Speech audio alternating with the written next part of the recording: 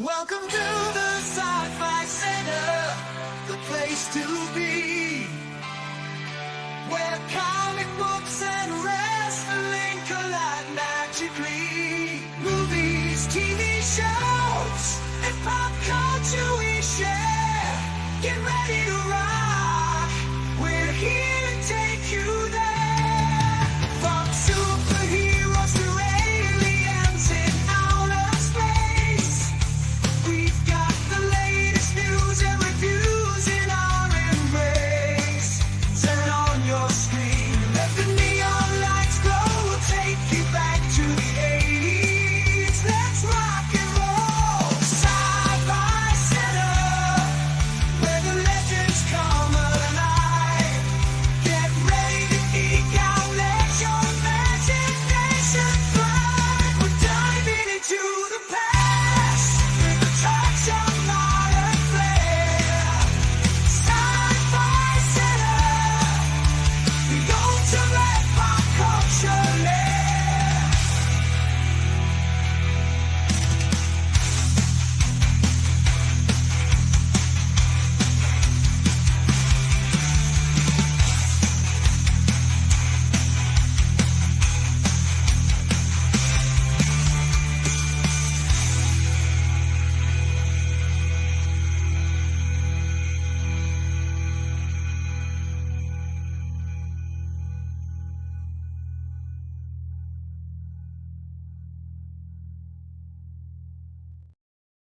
Happy Saturday and welcome to your April 12th, 2025 edition of the Saturday Overnight Live.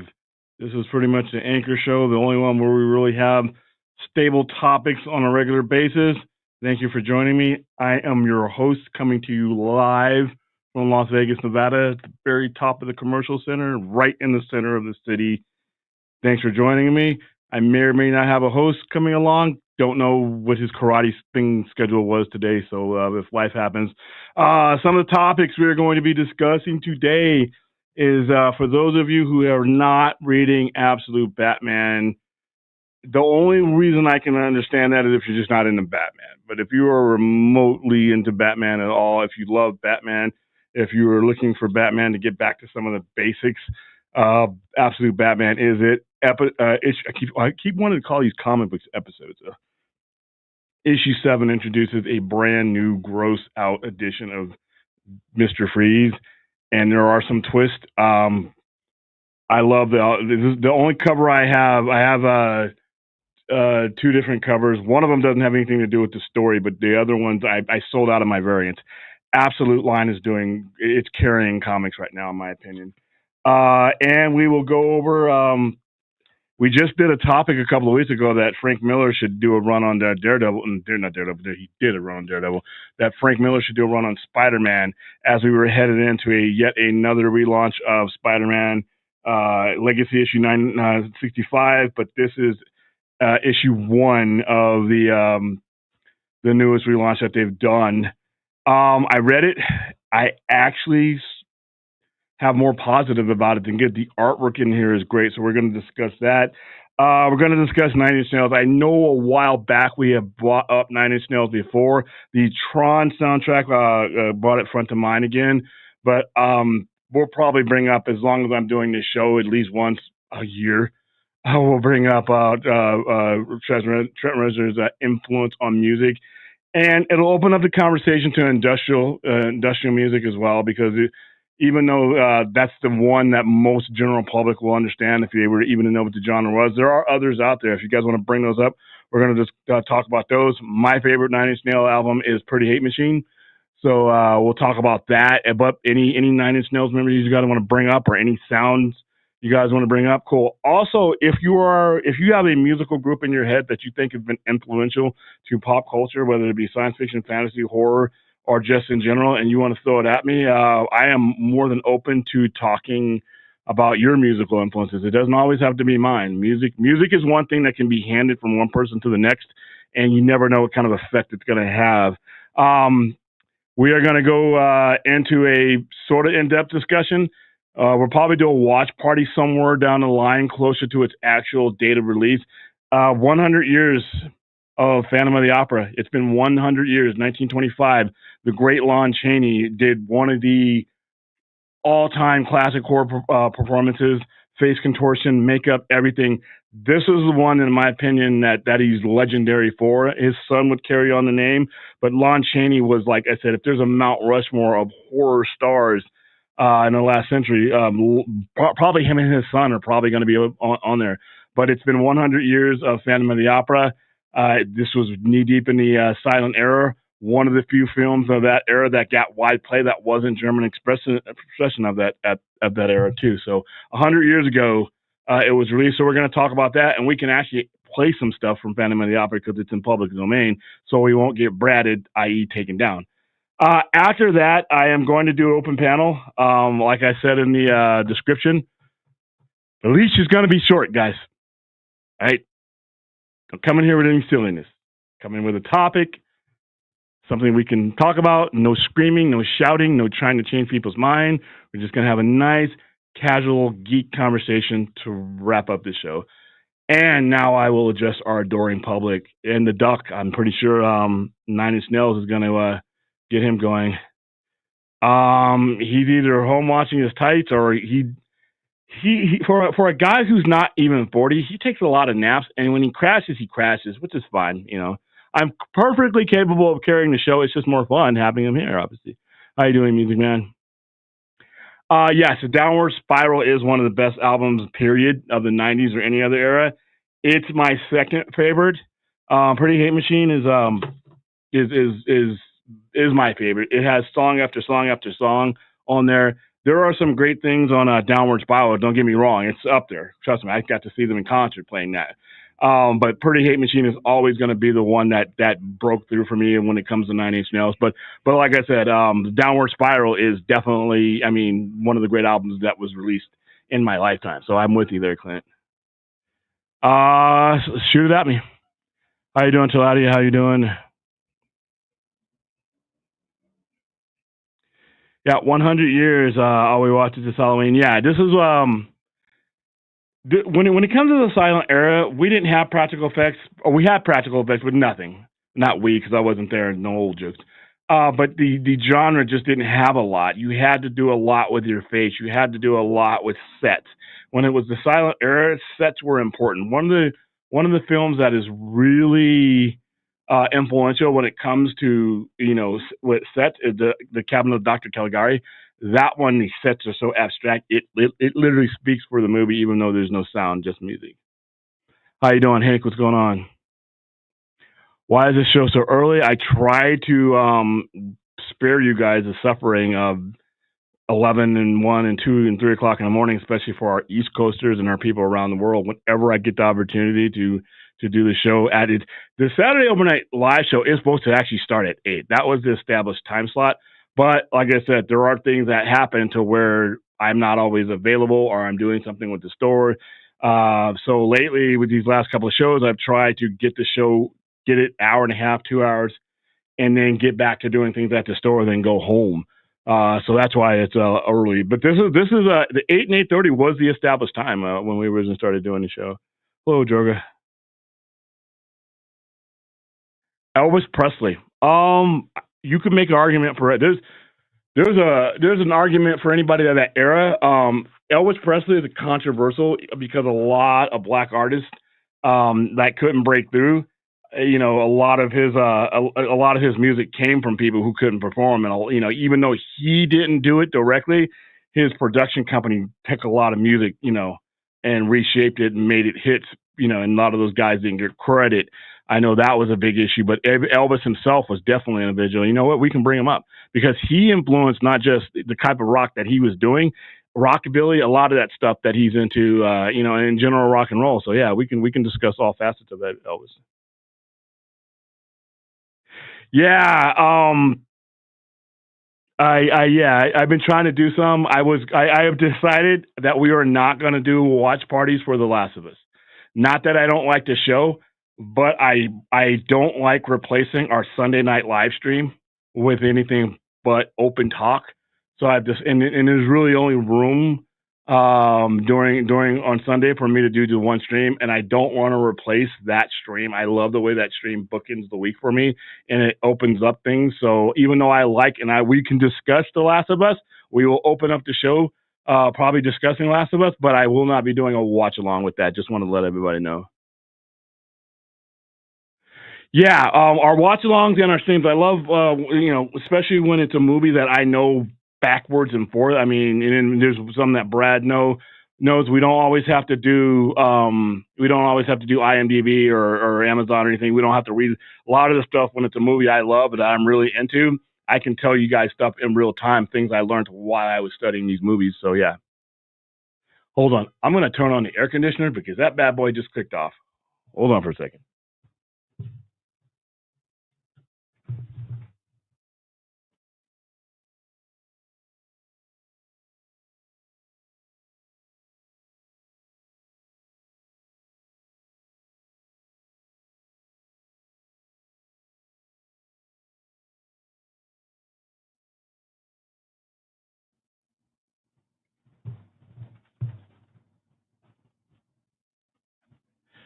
Oof, wow, it's man, Vegas, winter, summer, no spring.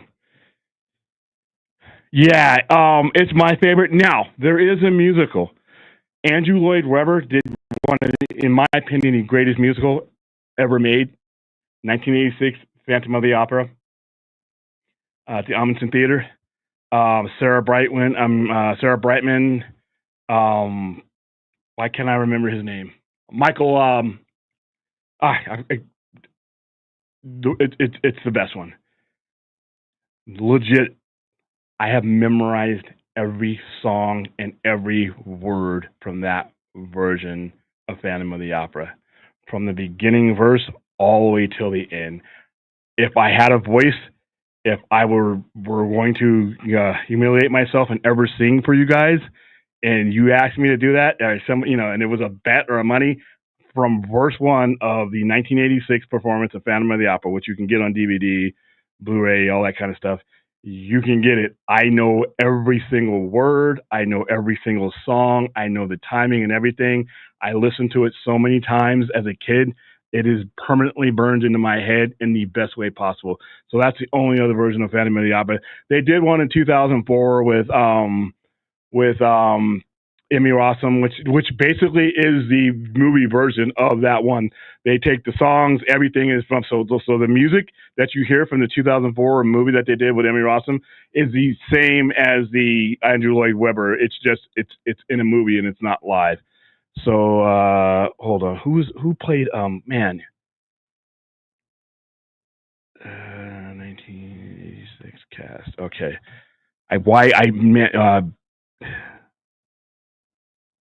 Andrew Lloyd Webber, Michael Crawford. Michael Crawford was the one. The late great Robert Guillaume also played Phantom of the Opera in that production. Yeah, we saw this at the Huntridge. Wild place to go see anything. But how you doing, AJ? What's going on? I wanted to know if you're a fan of Garth Ennis. Yes, I am. And in my mind, he's the very best war story creator in comics. Plus Hitman and Preacher are around. Well, Preacher changed the game. So within the context of Vertigo, Creature, forgive me if I can't speak tonight. Preacher changed the game within the game-changing imprint. And Preacher dealt with some really deep stuff. Suicide, that all the stuff that Vertigo was already dealing with. Preacher took it to a different, more graphic level, and it changed the game for me. It actually it out Vertigoed Vertigo for me, and as a collector and as a retailer. And he's done other stuff, and he has a signature style, but I loved it best in the Vertigo stuff that he did.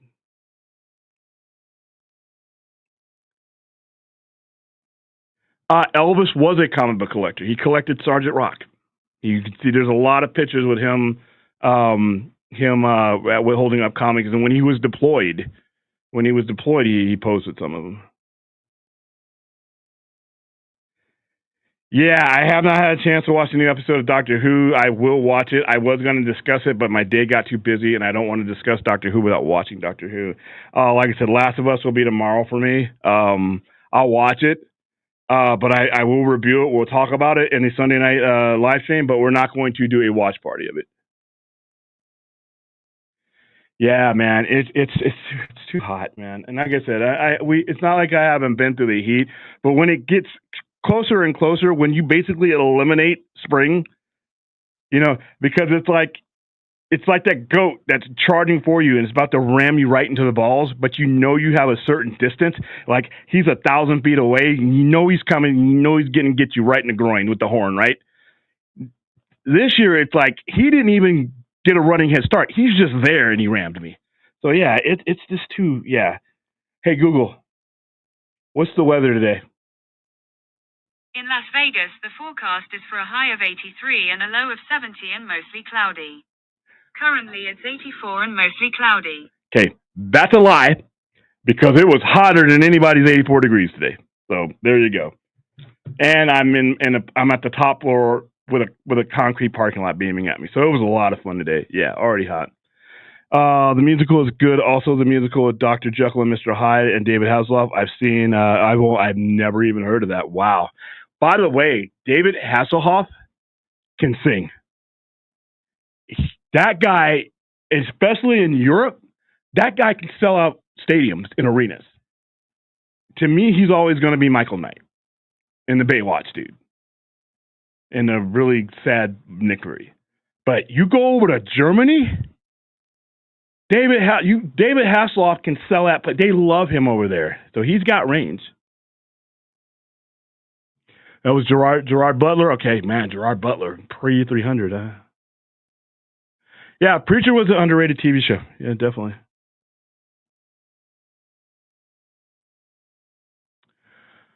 Music Man, remind me, and we'll put it on the list for next week. What's up with my mic? Is it not good? Hold on.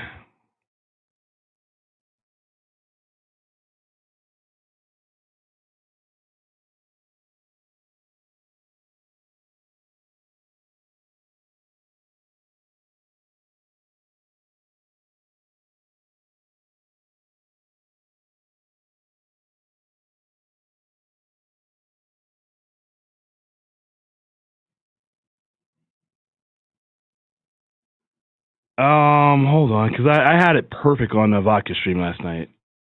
What do we got here? Let's see. Oh, that's why. That's why. Hold up. StreamYard, if you're watching, stop this shit, okay? I'll be right back, guys.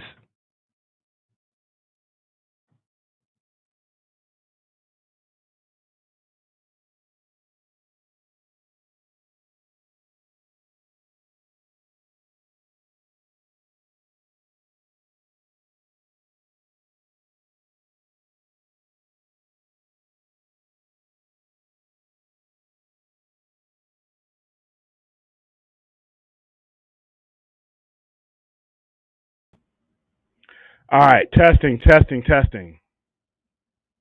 Hold on.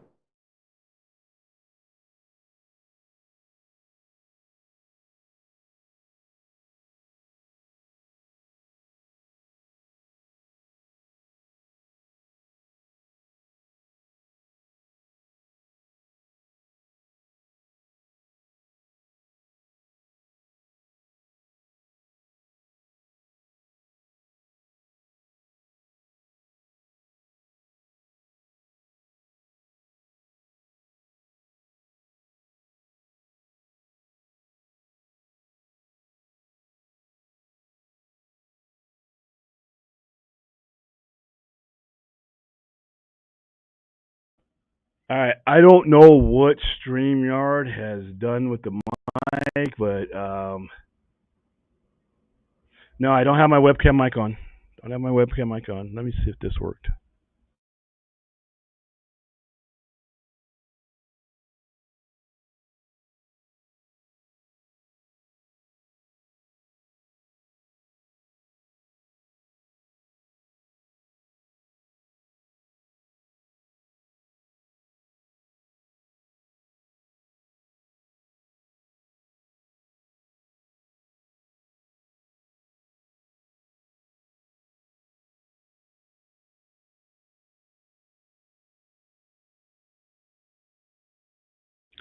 All right, that might be about as good as we get it. I don't.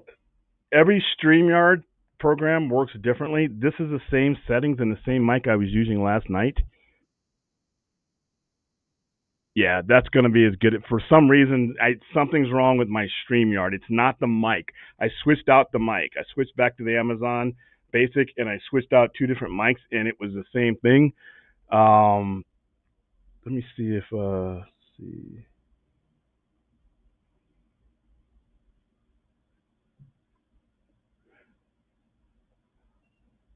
Let's see if something's going on here.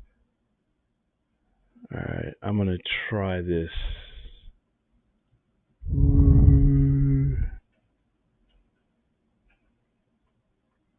All right, be right back.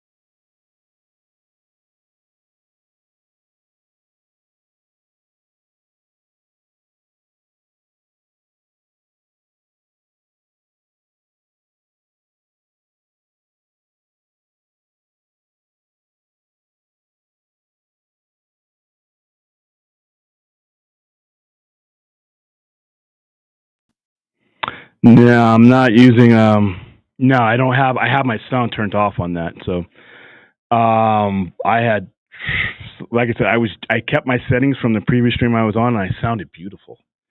Let me try this.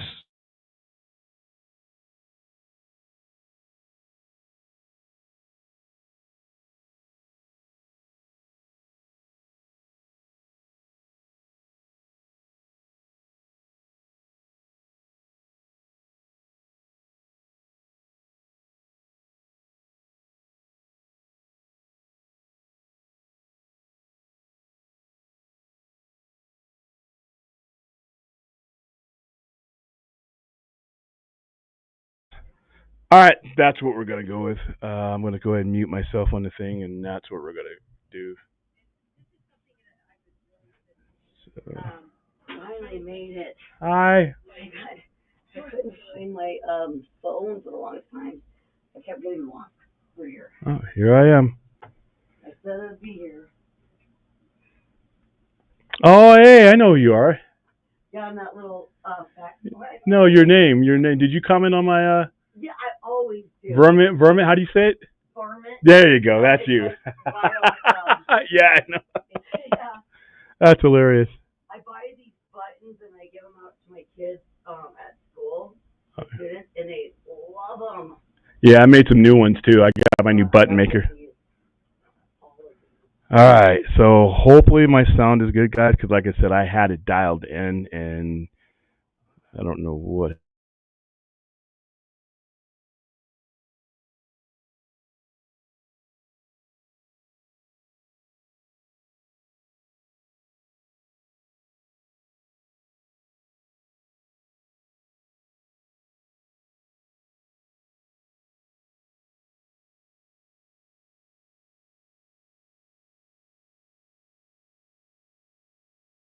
I'll play around with that once Brad gets in, since he's like 25 minutes late.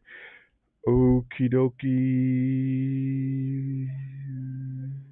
So let's make sure before we jump in to any of our main topics. Mute, mute.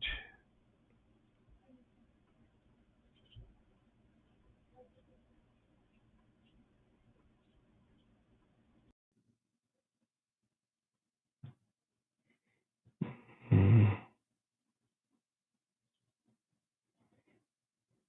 All right, testing. All right, here we go.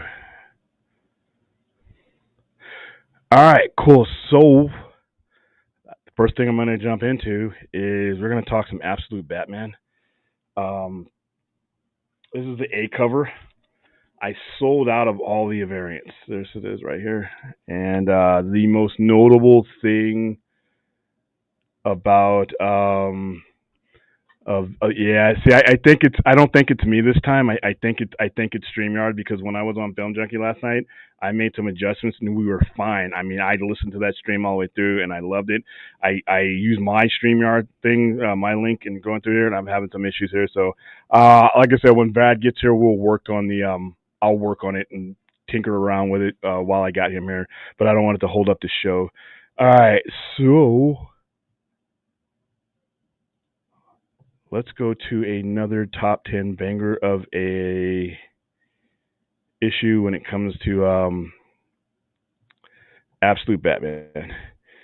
So I'm gonna try to frame this in a way that doesn't spoil it for some of you guys here. So if you read the last episode, you'll know there's a lot went down with Black Mask, and a lot of that's carrying over to the Crime Alley gang, because they all know he's Batman now, and a lot of them are pretty upset because they only feel that he cozied up to them because of he needed something from him, and they're all kind of pissed now that they've been left in the dark. They're not villains yet, so we know they're more like his friends than anything else. So he is trying to get in to Arkham, which is this top secret facility that is off the coast of Gotham, and that's where all the Joker connections and everything else are going to. So he has one of his friends who is an inside guy who's trying to get him all the credentials and everything that he's going to need. Now, this guy's been working near this facilities, near certain patients, and as he's giving Bruce here the passes to get into Arkham so that he can further investigate, he literally starts bleeding from his eyes and exploding, and he literally blows up from the inside. And this makes Bruce all the more desperate to get inside and see what's going on in there. So it's kind of gross. I mean, it's something happens to him, he's infected by something inside, and Bruce takes a blood sample of his blood and sends it to Alfred. Alfred comes back with it's not in our database. I have never seen anything like this before, and there's going to be a reason why. He makes his way into Arkham, and he ends up meeting Victor Fries. And let me show you. I wish there was another thing, StreamYard. I wish you had a better transition thing for all these things. So he ends up making his way to his lab, meeting Victor Fries. But except it's not the one we all know and love. It's Senior. Or it's Junior, I'm sorry. They've had a kid, and this is a research facility. So it's not just a prison. It is a research facility that they're basically experimenting on inmates. It appears of. There's a lot of other things going on there, but this is the first one he runs into. Now, the backstory for this kid is he was terminally ill, and his father uses something from an ancient glacier that they found, some microscopic whatever that they found there while they were on the trip. That's in the beginning of the book, and he uses it to save his son. Unfortunately, there's some ancient bioorganism that's been frozen for like thousands and millions of years, possibly, and although it heals him, it turns him into this. A very grotesque version of Mr. Freeze that can infect you with his disease, the same disease you saw the guys explode from. But if he makes physical contact with you, see the biogenic whatever that made the guy blow up was the same thing that had infected Victor Freeze Jr., and he had it in the lab somewhere, and that's how he got infected with it. But Mr. Freeze's powers here are basically he touches you and he infects you. It's like a cold disease type of thing, and that's what he looks like when he reveals himself. So he can revert to a normal human, but that's what he looks like. And the issue wraps up with him basically touching Bruce and infecting him. So how will our mild mannered hero get out of it? Who knows? But that's what he looks like, and I this is probably one of the most simple covers that they've done for Absolute Batman, but it tells you everything. I love this cover. We know who the villain is just by this. And even though he's only in the last couple of pages as a villain, there's your detective on the ground doing detective work in the snow. One of the things about comic book covers, it tells you everything. It doesn't tell you everything, but it tells you enough. I could have told you exactly who was in this and who the protagonist is, and it's just a simple cover. It's great, and then the opening spread is, and I love the title. Absolute Zero, and that's Victor Fries Jr. Coming down with the disease that would have killed him had his parents not saved him. I don't know what happened to his parents. They show you there that image where the two people are in the ice. That's his parents. So he's somehow keeping them alive. I with each episode, I am loving Absolute Batman. I love what Absolute Batman is doing for Batman. I love what it's doing for DC. I love what the Absolute line is doing for all of these comic books, because once again, you're just not showing up. If you come in looking for Absolute Batman, that's great. But it's over in the Batman section. It's over in the Absolute section. So if you haven't been picking up Absolute Wonder Woman, Superman, Martian Manhunter, Flash, then it sits right next to them and it gets people back in. And it don't need 1,000 issues to get into it. And if even if you're a collector, the second and third printings on some of these are really cool and they're different. They're limited runs, so you can pick up a second printing of something, having missed out on the first printing, and still have something collectible. The story, in order of preference, I'm going to go with Absolute Batman line number 1, Absolute Wonder Woman, Absolute Superman, Flash. I need more time with Flash and Martian Manhunter, but I think as these books come together into what will become some type of Absolute Justice League, I think I'm going to appreciate the other two that I'm not is familiar with. All right, hold up here.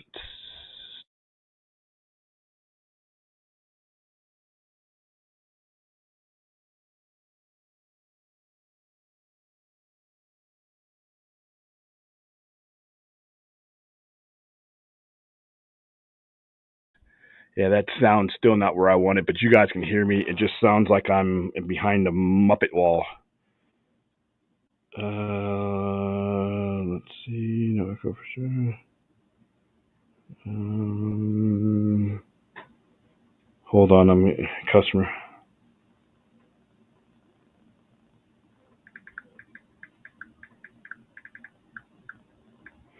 All right, so. Oh, yep. I forgot Absolute Green Lantern. Absolute Green Lantern didn't give you any info though. That's the one of all of them that gives you the least amount of info about what's going on.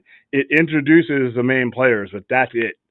That's it. By the time she steps through that door as Green Lantern, it's the last page. We see what's happening with Hal Jordan and the whole Black Hand thing, but there's not a lot of information in there. They introduce all the characters, but they don't really go anywhere with it. So it I'm gonna have to number two. I think Absolute Green Lantern will be right behind the Trinity, probably ahead of Flash by the time it's going to get, because Green Lantern in period is my favorite DC character. How you doing, Ozzy? What's going on? So Victor Senior unwillingly infects his son, thinking, yeah, he actually cures him. He's no longer terminally ill, but it's some ancient organism. Because his dad was a cryogenist, and so is his son. So it's something that they were trying to use, something that they, and like every mad scientist, it usually starts out as something that they're trying to use for the betterment of humanity, and he's trying to save his son, and he doesn't realize that some of these things that have been frozen and for prehistoric times are going to have mutagenic effects on us because we don't have our immune systems aren't ready for things like that. You introduce them into society, you may have adverse effects. So yeah, he's creepy, and like I said, he looks like something out of a nightmare. But like I said, it's consistent with this entire universe because it's it's part of a nightmare. Hold on for a second.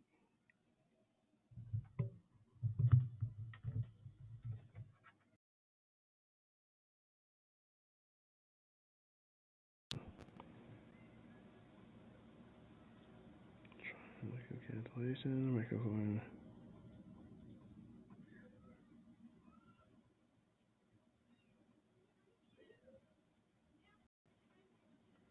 All right, I'm just dicking around with the sound until Brad gets here until I can go away for a bit to why I don't sound as good as I did last night. I'm so mad. All right, so let's play around with that. I'm gonna mute.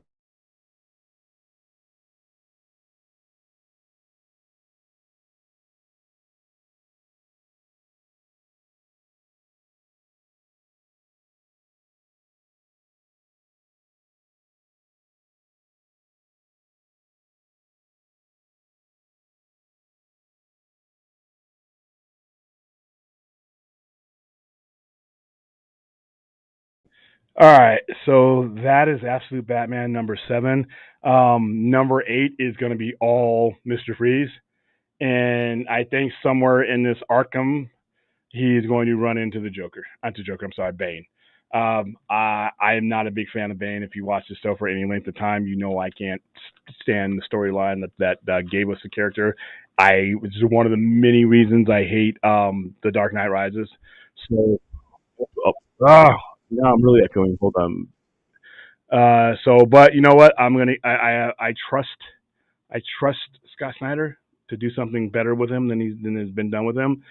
And also, one of the things we didn't, I hadn't had a chance to talk to you guys about Absolute Superman. The main villain in there, for those of you who've been reading, is Ra's al Ghul, which is my favorite, Batman villain. So it's been a flip to see him as a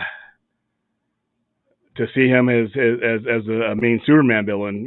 Lazarus Project makes sense, but it's going to be weird. But I love the way they did it. All right. Yeah. It's not much to this really, Music Man. I mean, it's not much. There are context within the issue that I didn't spoil, but the actual, most of the stuff in there is pretty basic. So sorry. Yeah, I'm using the latest StreamYard.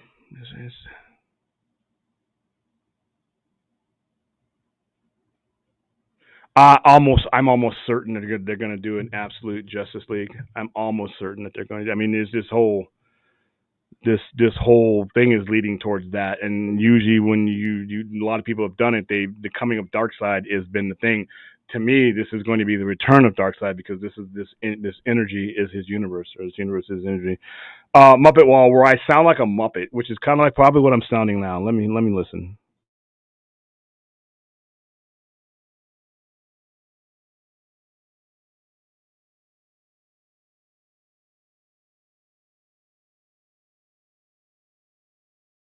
Yeah, what you're hearing now sounds like a Muppet wall. Like there's a wall that's preventing my voice from coming through this microphone. But once again, it's a lot of hold on, let me play with this.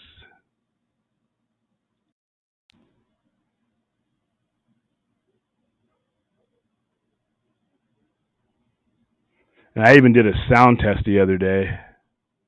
Hold on for a second. Let me see if I can fix this.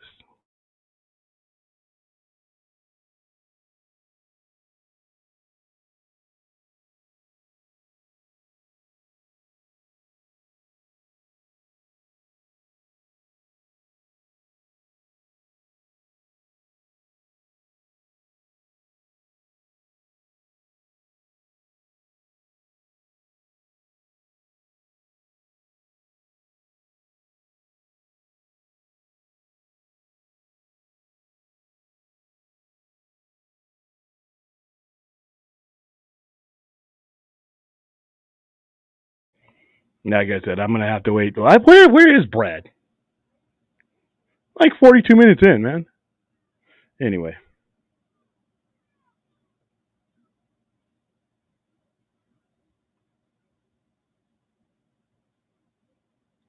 No, I could never sound that annoying. I'll stop the show if I ever sound as annoying. Is Tom Hardy? Yeah, absolute freeze was everything that I expected out of this universe and more. I love I love the new origin. I love the fact that it's a junior. The whole ancient. You know what it really reminded me of when I read it and I figured out the premise and I figured out where he comes from, his powers come from, or his John Carpenter's The Thing. John Carpenter's The Thing. It just reminded me of something like that, you know.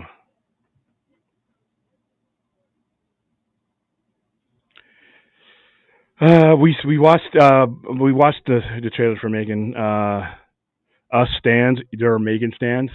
Wow. Are calling it Megan and Pot. Jesus Christ! All right, we're done. Oh, we are done. All right, so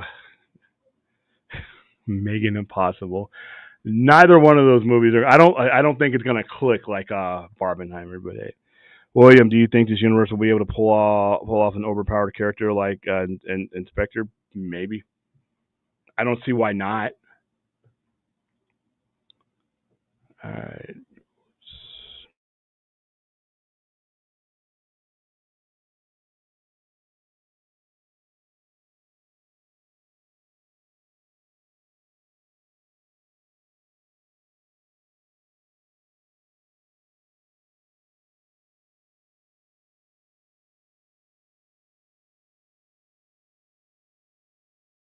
Uh, I don't think so. I don't think so. It's possible that you will see these characters involved. Like you may see Kara Zor-El. Actually, you saw her already. I think that girl that Superman is talking to before they all got into their ships and left. I think that was her. So I think you're going to see her. I don't know if you'll see her as Supergirl. And I haven't seen a Barbara Gordon in here yet, but that doesn't mean she's not coming, or she might be there and she might not be back. Remember, the circumstances have changed for all these people, so who knows? Good question, though. I don't have one right now. I don't really have one right now. My anticipated comics are all going to be connected to this. So I'm gonna Absolute Batman's 9, 10, 11. You know those ones right there. Absolute Wonder Woman. And that's it. Right now, I don't have a anticipated. I'm not really overly excited about it. And I'm not knocking anything, but it's just not. It's not like I've been tracking Absolute Batman for almost a year. And when I went to Comic-Con and we sat through that panel, it just pushed me over the edge when it came to it. Was she in the zoo? Okay, I all right. Oh yeah. She's a cop. She's a detective. Dude, how did I forget that? So she's already there. Wow. How did I remember Cora Zor-El? And she's in. It may not even be her, and she's in it for like this much. But I couldn't remember Barbara Gordon, who's actually part of the story. She's actually part of the. Thanks, Bill. Damn. It's the heat. Do I have a preference on who the next absolute? I think Aquaman will be cliche, but he's due up. I mean, I got my Trinity, I got my JV guys. I mean, ooh. I guess you could do an absolute cyborg. I mean, dude, could you imagine what they would do with them? I guess to me, I'm more. I want to see them do it in the if they're doing it in connection with the Trinity. There's certain characters that I just think they have to do. If they're gonna expand this beyond the Justice League type characters, then man, I mean, we already have an absolute Joker, absolute Sinestro. I'm bound to see him. So as far as characters, but as far as books goes, so far they've given me all the ones I've ever wanted to see. So Absolute Green Arrow. I wouldn't run from that at all. I mean, like I said, through the filter of the Absolute Universe, I'm ready. I'm ready for it. I could do without Hawk Girl, but I'm just a hater of Hawk Girl and the whole Thanagar and all that stuff there. So, have I read Batman and Robin Year One? No, I have not, and it's on my shelf. I love the covers, by the way. How much of a mind fuck do I think Mention Me comes in the next issue? Probably double what they are now. I want an Absolute Green Arrow. Okay. This is not something I can really. I can kind of simplify it. Golden Age, pre-crisis, post-crisis. It's Hawk. The Hawk people are probably one of the characters, in my opinion, besides Green Lantern. That guy got fucked by Crisis, but in a confusing way to where it would take me to properly explain it in my own way. It would take me have to be a segment on a show. No, we don't need an Absolute Crisis. We don't ever need another Crisis again. Period. That's we didn't need the first one. We don't need another. Absolute. Oh yeah, Shazam. Shazam would be one. Absolute Shazam and Black Adam would be one that I would think that would be cool. Yeah, it's a mess, man. And like I said, it's a needless mess because of the decisions that they made in the 80s. Let me know if you have any questions. Now I have a face to go with the that name cracks me up. I don't know why it cracks me up every time I see it. I like to be different than everybody else. Yeah, because I think of a little mouse or something. I'm like, I use some cheese. I don't even know what picture. I think I have a little girl on the phone or something. That is hilarious. I got all these buttons. Oh, you got up. You did it. What did I do? What did I do? You did the right thing. Yeah, I'm gonna put it on my lanyard. That's right. Cool. Every man, woman. Oops, I dropped it. When you put those out, I started dying laughing when you're like, "Come get it! It's finally on." I'm like, "What is he talking about?" And then you had those buttons, and I was dying laughing. Every man, woman, and child in America is gonna have one of these. I'm gonna give that. I use them for like raffles in my classroom. I should get 2 of them. My Rocky Horror WCW thing. It doesn't have a date on it. That is our wrestling event that is happening in our courtyard on Wednesday. This Wednesday? Mm-hmm. It's WrestleMania weekend. I'm gonna be there with that belt. I'm gonna be walking around with my belt. Oh my gosh. Okay, I don't have to work after school, so I'll be there. This is so. Yeah, we set up a wrestling ring and everything in there. I cannot wait to go. The doors open at 6. Okay. Yeah. I'll be here. Chachi. Oh, I try to get all the happy days. When I went home last time, I had Al, the guy that owns the diner. Yeah, and what is the guy's name? It's the Asian guy. Oh, What's his name? I know what you're talking about. And my best friend saw those, and she's like, "Where did you get those?" And she was dying laughing. So I'm gonna give her all the happy days people. Okay, so 15 on the buttons. I'm gonna throw the Frankenfurter one in for free. All right, so I'm gonna bring in Brad. Oh, I don't know how much. Hello, everybody. I was tired these last few days, so I crashed and just woke up a little bit ago. And William typed that one word that he keeps calling me, one letter by letter. Starts with a P, ends with a Y. No, like last night, because I legit did have an early morning this morning, so it's like it was that did. As far as like the Baka stream, that did kind of take me off the board, and Film Junkie. It has to say you want to come aboard tonight. I thought I was going to be able to, but it wasn't going to be able to make it work. So a couple Saturdays in a row now, I had a few like days where I just crashed as soon as I got home. Fortunately, I got a 3-day weekend coming up this weekend, so that will not. I should be pretty well rested going into the weekend this coming weekend. Yeah, whatever. I went 10,000 miles around the planet. In a very uncomfortable plane, right? A 22-hour flight. I left Seattle, Washington at 70 degrees, and I stepped foot in the Middle East at like 112. No sleep, backwards up You didn't the sleep on dunes. the plane? That distance? Did you know how hard it? I tried. You know how hard it is to sleep on one of those things. So yeah, I don't. Yeah, you take some Gatorade, take some ibuprofen, and you get back to it. Yeah. Well, anyway, yeah. So. Yeah, now that you're here, I'm gonna mess with. I had dude on Film Junkie last night. The sound was perfect.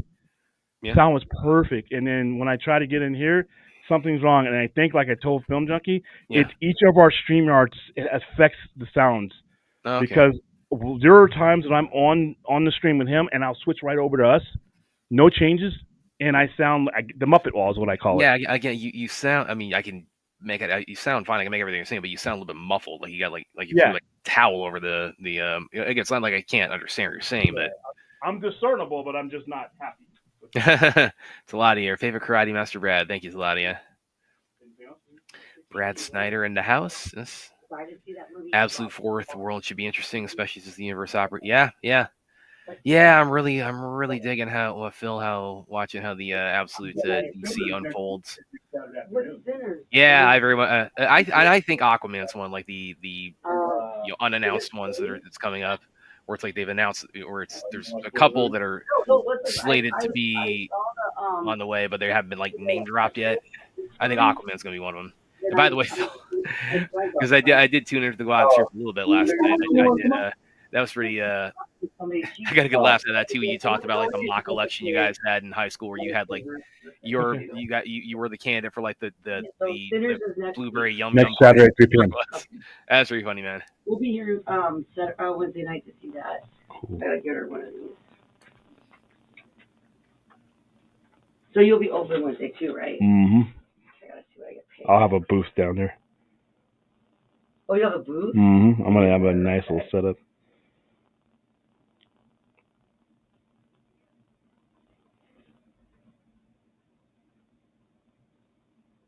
And not to tell you what to make, but if you could make any Laverne and Shirley's. I had them. They're up there. What? There's Laverne and Shirley up there. I had Gilligan's Island. What's happening? Gilligan's Island. I got I can't remember her name. I got her the millionaire lady. Mrs. Howell. Yeah, I got her. Your card's not working. It's not working? Yeah. You're kidding, right? No.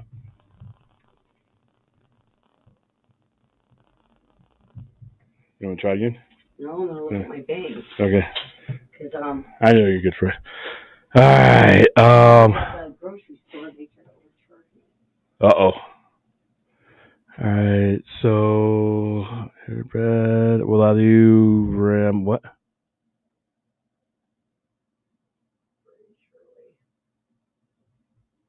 I have not. I have not. No, I have not myself either. Absolute polka dot gun. Yeah. Robin is going to be. I don't know, because this is a really young Batman. This isn't a Batman that has anybody like that. He's just figuring out, how to get back. He's really good, but he's not, at that mentor stage yet. I mean, the way they've done Alfred in this is really good.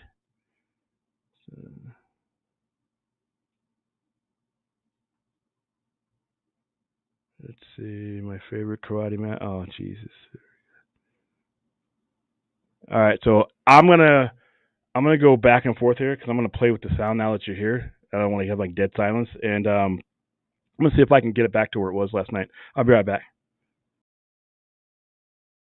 All right, so you guys got me right now. All right, let's see what we got in the chat. Forgot that's the Pokemon Man was 24. Yeah. He is. You might say he's a greenhorn. He is quite young though, but still, yeah. And that's kind of the interesting thing about reading Absolute Batman is that he's early 20s. He's still basically a kid, but again, he's got I nicknamed him a power lifter Batman for a reason because he's just enormous. He's got the body of like regular Bane, and then he's got I think next issue or the no, it's gonna be issue 9, so 2 issues from now. He's going to be, we're going to see Absolute Batman versus Absolute Bane, and Absolute Batman is the size of regular Bane, so Absolute Bane is probably going to be the size of like regular Doomsday. But what are you going to do?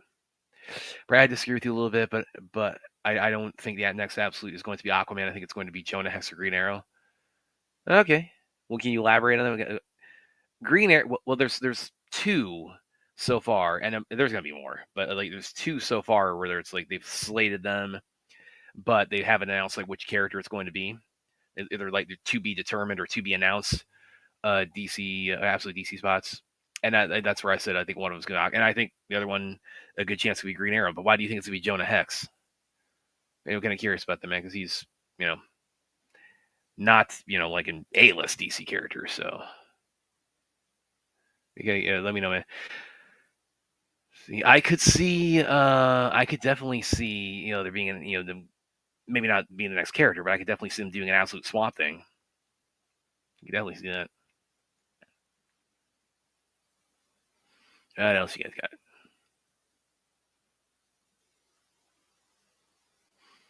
I'm going back through the comments. I'm not quite sure like who Williams read off yet. Aaron, how's it going, sis? William's not here, so I can say that, and he can't stop me. Yeah, Cyborg. Yeah, he was one of the ones, again, like of the 2 that are announced. Of like the 2 TBA ones that are announced, I theorize that one of them I think is going to be Aquaman. The other one I think could either be Cyborg, Green Arrow, or who was the other one I thought, or Shazam.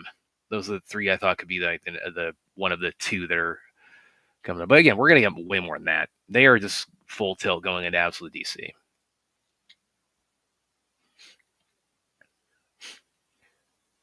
Yeah, Absolute Hawkgirl, I could definitely, and Hawkman, I could absolutely see. Because I think they want to introduce more obscure characters to this universe instead of focusing on the main Justice League. Well, I get that, but I mean, it's like, there's a reason why they led with the Trinity.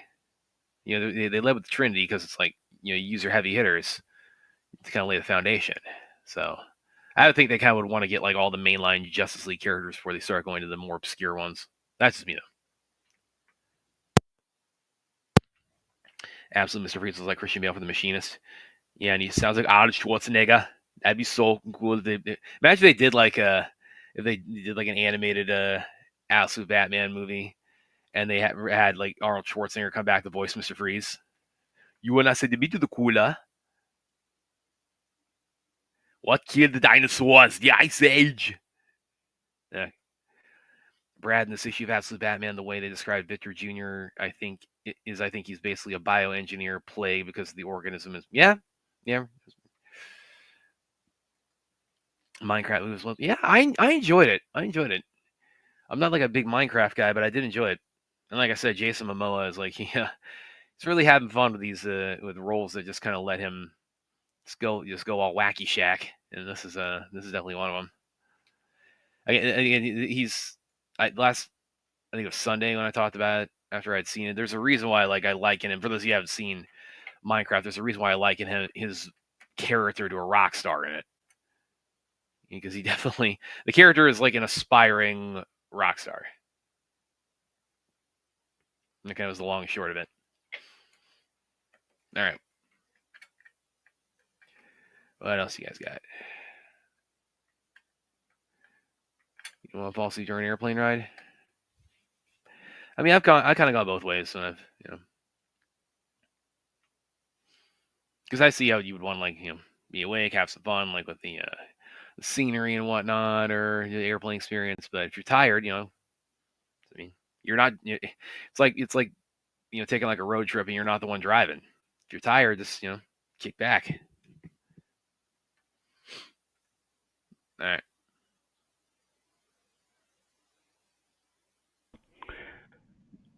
All right, testing.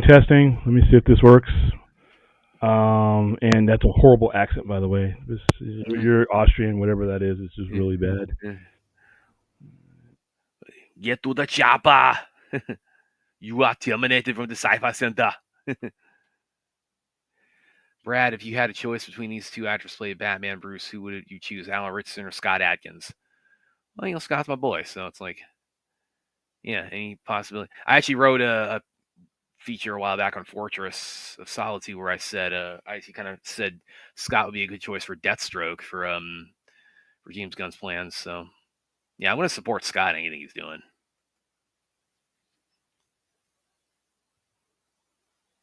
It's actually funny you mentioned that too, because we'll see. I don't know if I can talk about it fully yet, but there is a little bit of fan casting I've done recently that's Scott Adkins related, and let's kind of leave it at that. You still don't sound like you're behind the Muppet wall, William. I don't like Jack Black when he's kung fu fighting as a panda. Yeah, he is great when he's kung fu fighting, and his kicks are fast as lightning. I admit it's a little bit frightening, but he does fight with expert timing. I've actually, it's interesting. I've never been that enamored with the Kung Fu Panda franchise, to be perfectly honest. Even though obviously it's very much my genre. I've never been that enamored, and I think part of it is why this is why it took me so long to get into Avatar. For as long as I did, is that it's like animated martial arts stuff. It's like it's never pulled me in as readily is the thing.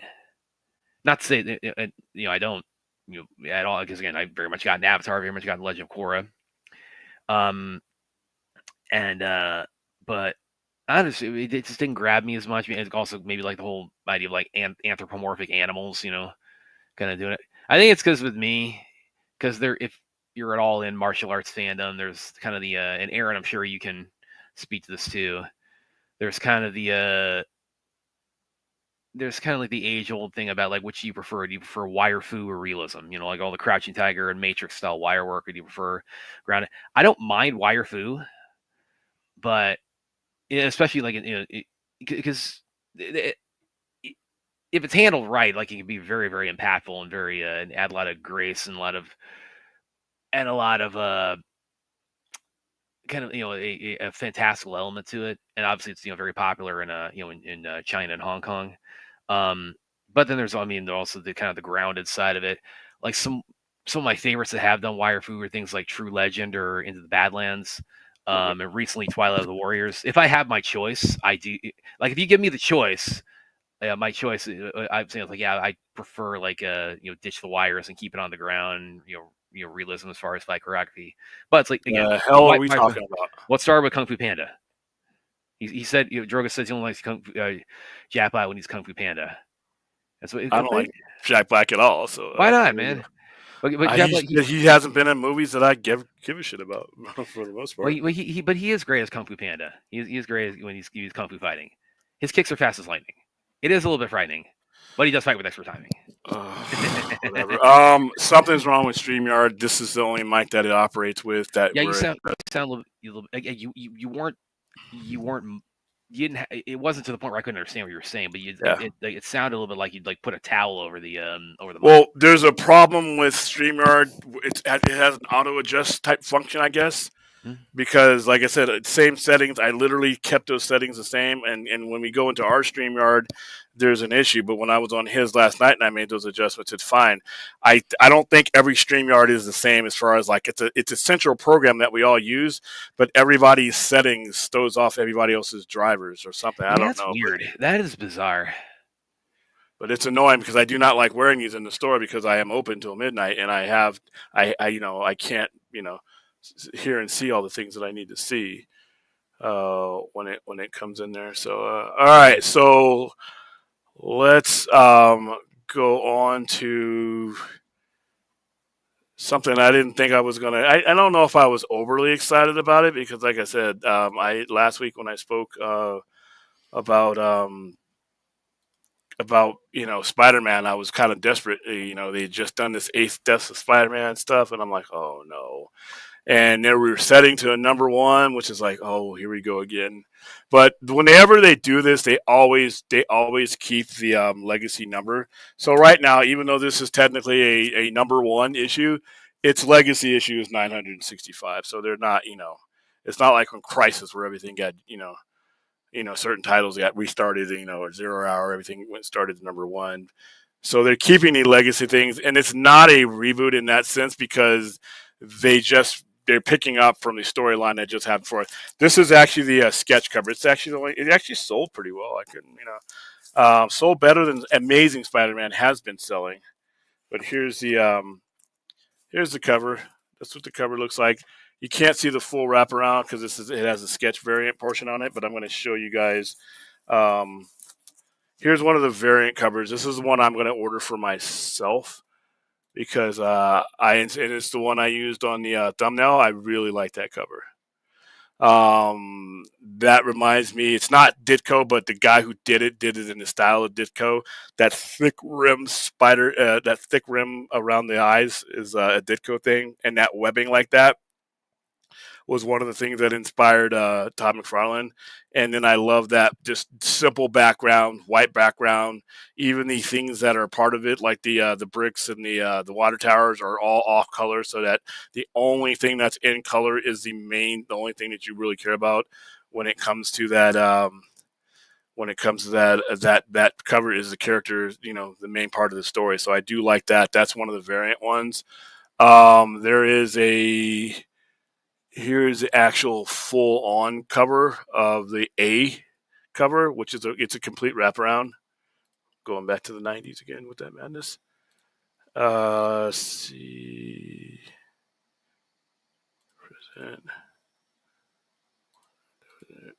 This is the wraparound cover. So this is what I showed you, but there you see the front with Amazing Spider-Man.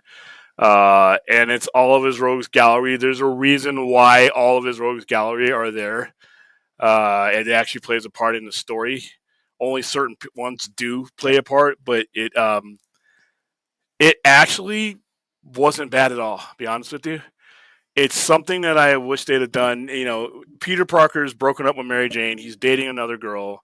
He's unemployed. The issue starts out with him looking for a job. He's doing all these interviews, and he finally, the art in this is really good. The art in this is some of the best Spider-Man art I've seen in quite a while. I didn't get a chance to upload all the panels, but I don't want to show you that page. I am going to try not to spoil this for you because the villain, the antagonists in here unless you read the comic, you don't necessarily know who it is. Obviously, you know from the cover that he's fighting the Rhino, so I'm not gonna screw that up for you. But there's that right there. I love the colors on this. They used a lot of solid backgrounds, a lot of solid yellows and blues, so that the two main characters that are in the forefront bleed out, and they are the attraction on the page. I know a lot of Spider-Man artists, and there's no wrong way to do this, but they'll put a lot of cityscape, they'll put a lot of stuff, and meanwhile, this guy in a red and blue costume doesn't jam up. By the way, Music Man wants to clarify what issue in series of Spider-Man is that? This is the Amazing Spider-Man issue number 1 on the relaunch but the legacy number is 965. Right. This is a nice splash page. I thought this was kind of cool. You can kind of see that there. Probably should blow myself up so you guys can see that. Sorry. And like I said, the way they organize the characters on here, even the word bubbles, it just gives whoever's in the forefront, it just gives them all the space on it. I really love this one right here. The way they drew Aunt May, the detail in which Aunt May is, and I love her role in this. She's not the cliche, Aunt May that they've written before. It's a little bit different. Like I said, I got to be careful. For those of you, I'm recommending this for you to read. For those of you who want to read this, there's some twists in here that are really kind of cool. I still want Frank Miller to do a run. I don't think this was at that level, but it was a good start. It's better than it's been the last year. It's a good start. So let me bring up some of the. I had some other panels in here. But I kind of don't. Like I said, some of them have the actual villain in there. And Spider-Man has a nice rogues gallery, so it's not like, but you could probably guess, I guess. But But the main protagonist that he's fighting in here is the Rhino. That's the one that he's on the cover, so we're not really spoiling that. So, but there are other people behind what happens in this comic that are a twist, and then there's a twist on a twist. So, enjoyed that one right there. That was a good splash page. The action sequences are a little bit. They went classic with some of the fight scenes. Some of the stuff that they've been doing and messing around with the last couple of years was a little bit different. I understood the risk, but this was just basic Spider-Man, which is what I was asking for. Just basically, like get all these people out of his life, pare it down to Aunt May and him. He's doing the old, he's kind of doing what Tom Holland's Spider-Man is doing now. He's looking for a job. He's isolated, and everyone around him is kind of new. They've introduced new characters and here, his new love interest and her friends and her friends on top of that. So they've given him a new environment to work with, and I think that's what Spider-Man needed. They just exhausted every other thing about Spider-Man to the point where those people didn't really have the kind of effect on the story that they once did. So taking Mary Jane out, I agree with that. The whole her being Venom, we're not that's bad. But it's a basic Spider-Man story. It's in a little twinge of mystery. When Spider-Man was at his best is when he was trying to figure out something that wasn't visible to either of us. Like the issues with the Hobgoblin, when he was trying to figure out who the Hobgoblin was, where he was getting his tech from, all that kind of stuff. You're literally, the way they wrote this story, you're following him through this mystery, through these steps. The last couple of years of Spider-Man, that's been lacking. Ironically, I think the last couple of years of Spider-Man have lacked the detective aspect. The Spider-Man figuring things out type of thing. Hey, where'd this come from? Wow, I just fought somebody that was way different than the last time. Let me follow up on that. So it looks like they pared down a lot of the stuff that was weighing Spider-Man. Just in this issue, though. Like I said, issue 2 could go to shit. I'm just telling you what I thought about how the story structure was in this issue that I've been missing from Spider-Man. So I didn't show you the final page. I didn't show you the final page because this final page actually gives away who the villain is, and I don't want to do that.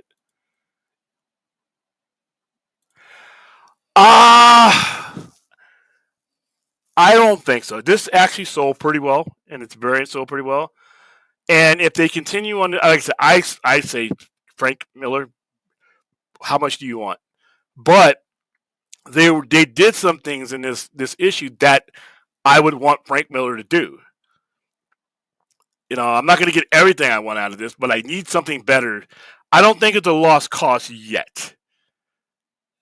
And I think they don't want it to get there. I think that's why they did this. That's why they restructured it. That's why they gave us a new number one.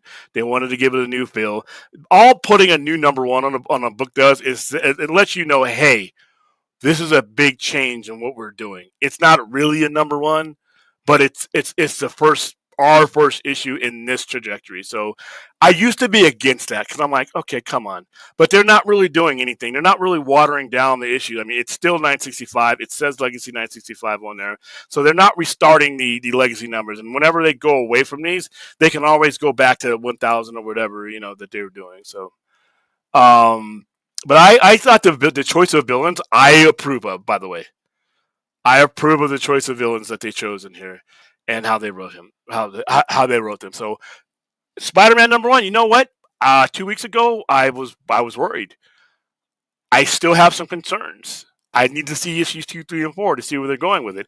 If they can follow up on everything that they did on this issue, I think that they're going to have a solid run. So, I recommend it. All right. Until the editorial Harlequin's House, the mainline Amazing Spider-Man comic is going to continue to meander and linger in mediocrity.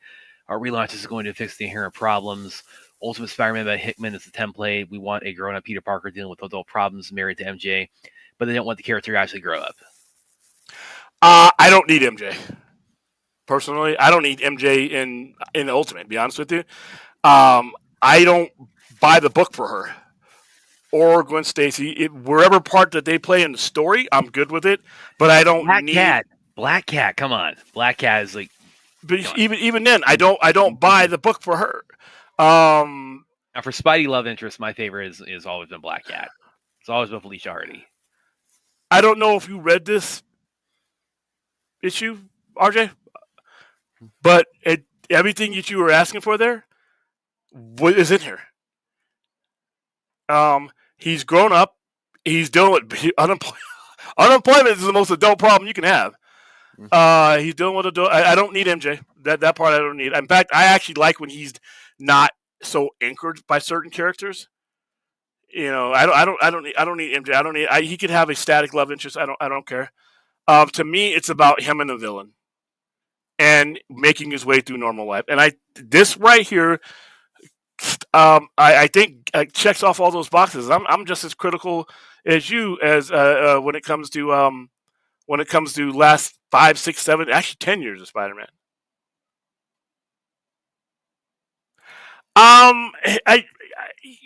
Okay, but once again, her existence in his reality is not the story. She's all she is a plot device. Is a plot device. I mean, she can be there, and maybe you can have a long-term story where they get back together. But if she's not in the book, to me, that doesn't hurt Spider-Man for me.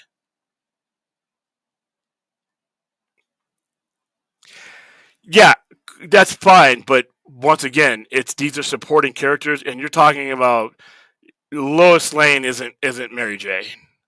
I mean, you're talking about something that is an iconic couple.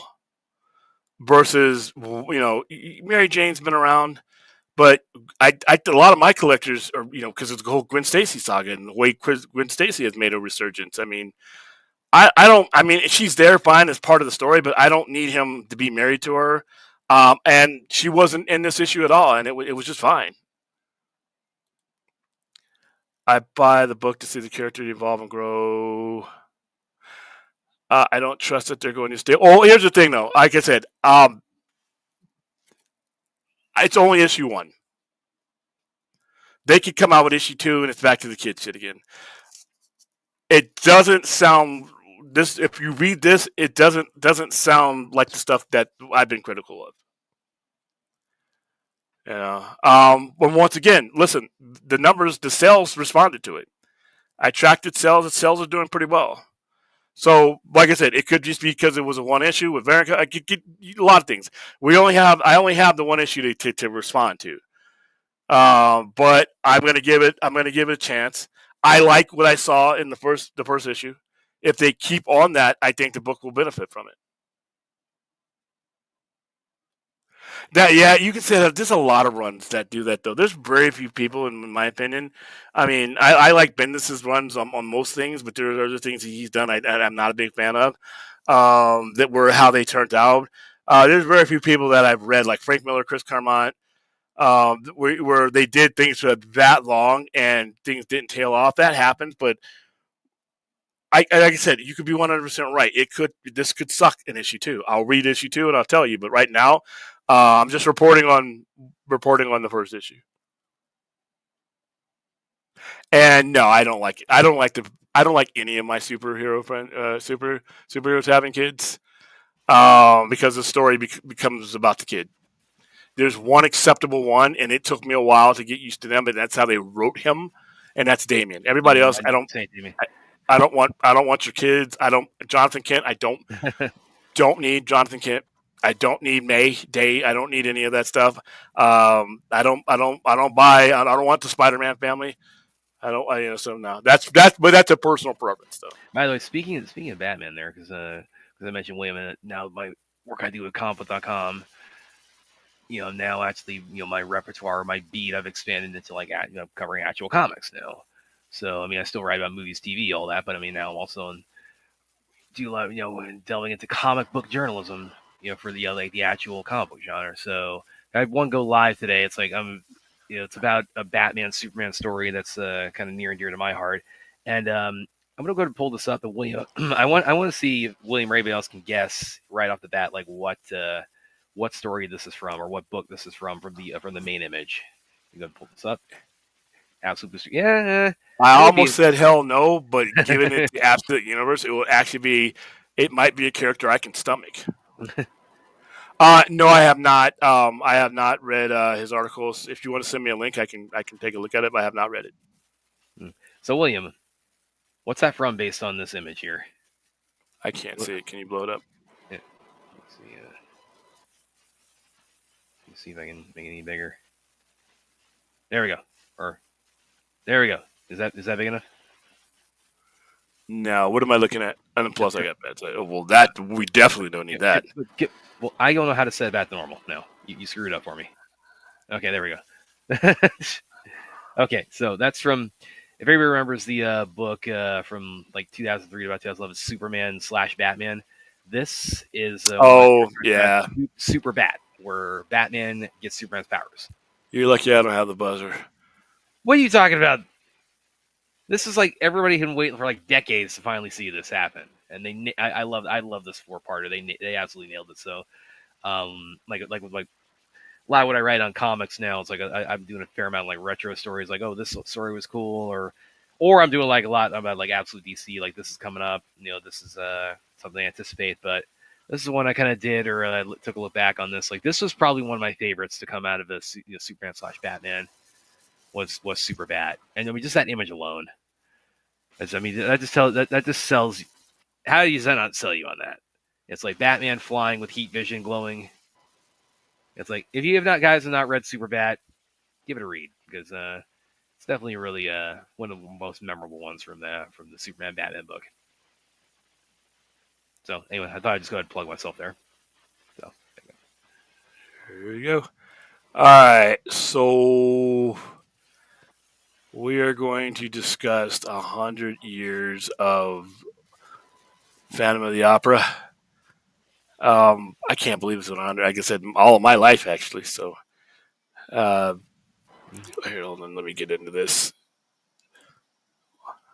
Man, StreamYard needs to send one of those questionnaire beta tests that say, what do you like about us and what do you not like about us? Oh man, of all the products I use, StreamYard needs to send those out, or they need to do open houses or something to, because there's a lot of stuff about StreamYard that I'm having an issue with. Hold on. And a lot of it is the transitions. To be able to transition from one thing to another, it's not the easiest thing to do. All right. And the sound shit is pissing me off. So, all right, the great one. I know Gretzky gets that title, but when it comes to horror, when it comes to makeup effects, when it comes to transforming into something that you are not, inside and out, this is the guy, in my opinion, that got it started. This is like I said, this is before CGI, before heavy makeup, before a lot of what Lon Chaney did was contorting his face. Yes, there is makeup involved. Obviously, those are not his teeth. But if you actually look at Lon Chaney, he actually did a demonstration one time to where he would turn his face and do things with his face that were just like he's doing it with his facial muscles and all that. A lot of the people that I talk to when it comes to comic, the Chameleon was based on Lon Chaney, the Man of 1,000 Faces. I mean, it was he was great before we even knew what great was. And 100 years ago, he became the Phantom, based off of Carl Mills' Phantom of the Opera and the plays that have been done with it. We've had different, movie adaptations, Phantom of the Paradise. You've had all kinds of things. We've had a 2004 musical that was based on the 1986 musical, which before you came on, I let our audience know, and I'm not going to ever perform it for you, so don't ask. I have memorized every verse and word of the 1986 musical. I could recite it from beginning to end.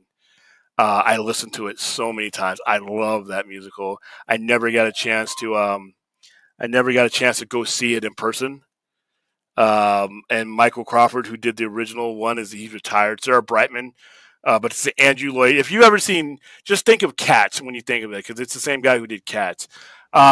Not the This- modern day cats, to be clear. No, but it's based on that. This was a guy, like I said, who I can't even say revolutionized, because there was nothing to revolutionize. He was it. And this movie is carried by him. It's carried by him in the sense that most movies today, I don't think, would ever be able to be done like this because of the silent era. That's probably right there. Probably one of the most iconic frames right there is that. I actually have. Let me show you guys something, because I actually have this. I have these framed here.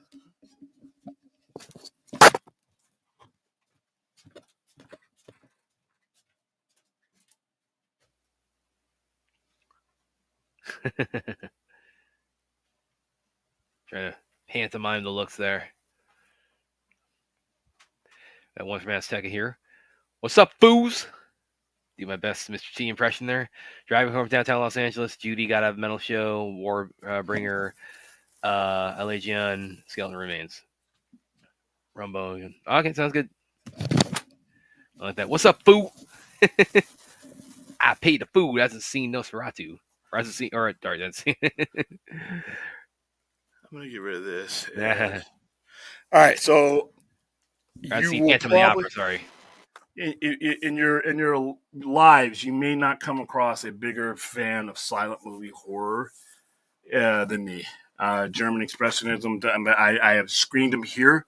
I have hired pianists. Like for the 100th anniversary of this, when we do this in the courtyard, I'm going to have a pianist. We'll have a big, giant 40-foot screen, and we're going to have a pianist adding sound score. I've done it for Nosferatu.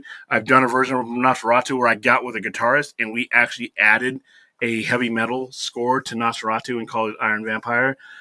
Jekyll and Hyde. I've done them all. I've done them all live here in this plaza with a piano. And like I said, one of the things I love doing is I have an entire wall that is, in fact, I've shown you guys during the tour. I have an entire wall that of frames from silent movies. There's one from Phantom of the Opera right there. You know, and they actually moved. Tourists love these. There's the Down Once More. If you ever know the verse of that, that's one right there. And then, like I said, you can't have any of these without having that scene. So, but I have them for Dr. Jekyll and Mr. Hyde. I have them for Metropolis, which is a movie that is 100 years ahead of its time, and in 2 years it'll celebrate its 100th anniversary.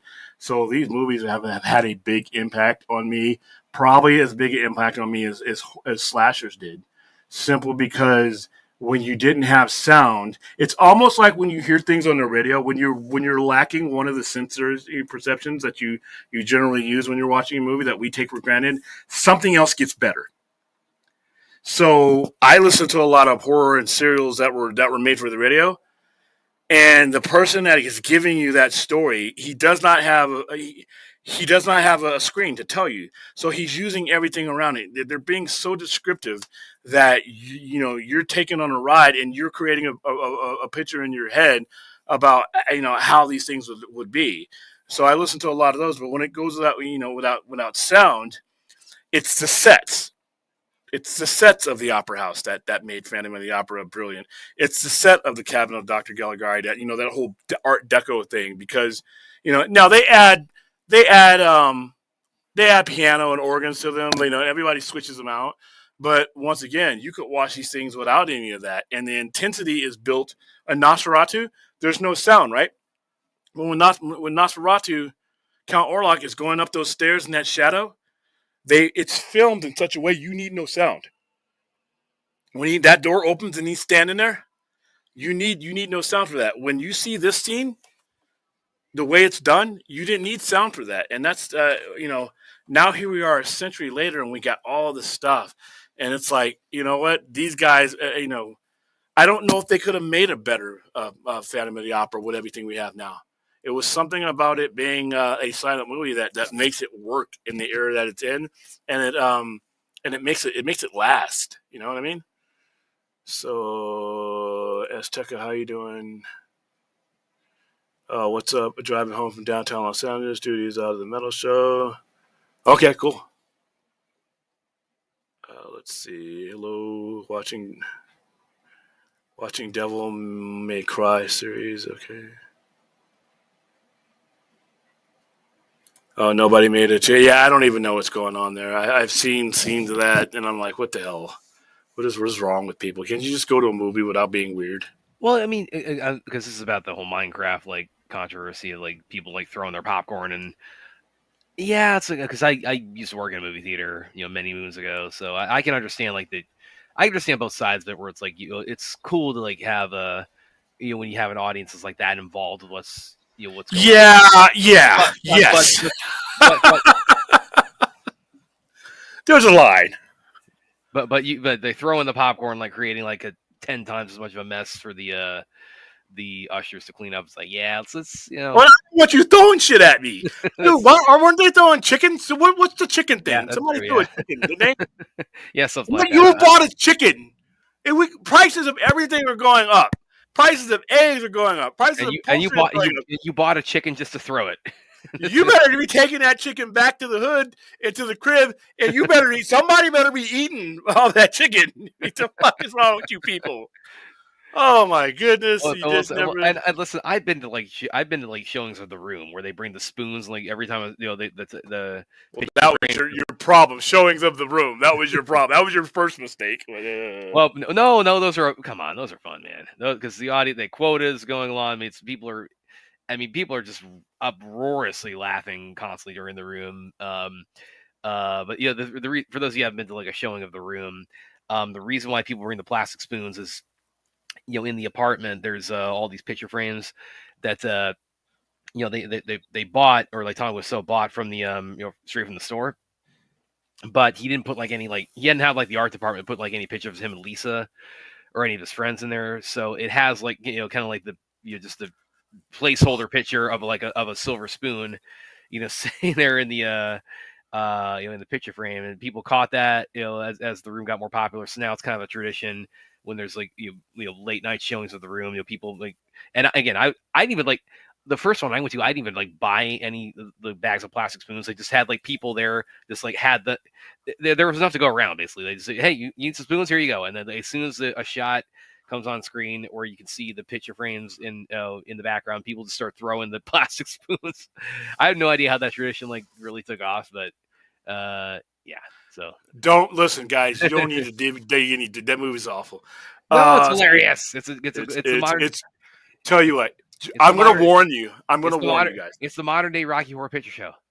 No, it is fucking not. Yes, it is. It is not. As somebody who's seen the Rocky Horror Picture Show thousands of times, because we have our own cast here, and as someone who has seen The Room millions of times, there is that is a Brad deficiency right there.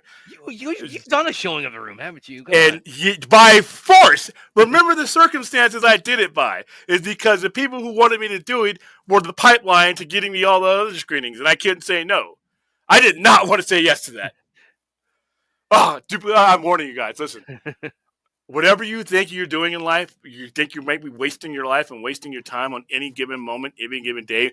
Trust me, you can go lower if you ever waste time watching that movie. Anyway, Braden, it's not true. It's bullshit. That did not absolutely. I did not. Trash. Trash. Speaking of Spider-Man, I think the main villain of Spider-Man Brand New Day should be Mr. Negative, because he has a perfect villain where Thomas Peter is, and I don't want the Green Goblin. I don't think Mr. Negative is a good villain. And I'm sorry, Braden, I don't think Mr. Negative is a good villain in comics. And I think it needs to be the Green Goblin simply because of No Way Home. I don't see them reaching that deep too, as far as like going. I mean, Spider-Man has not as a main villain. You could have the Spot like in in the cartoon, but he has I mean, such a obviously well known as having one of like the biggest rogues galleries. But again, I don't know if Mr. Negative. It's like even a lot of Spider-Man fans like probably like a refresher of like remind me who Mr. Negative is. So, and then Williams talked about like how like post No Way Home, like Peter running into like the MCU version of Norman Osborn that could really like build upon his arc of like with his conflict with with Willem Dafoe's Green Goblin in No Way Home. I can definitely see that. I'm trying to think like who would be. I mean, obviously a lot of people are throwing out the Kingpin because the Daredevil resurgence. Yeah, which I do not want to see, even if they could. I'm trying to think like who else could be like a good, strong candidate though.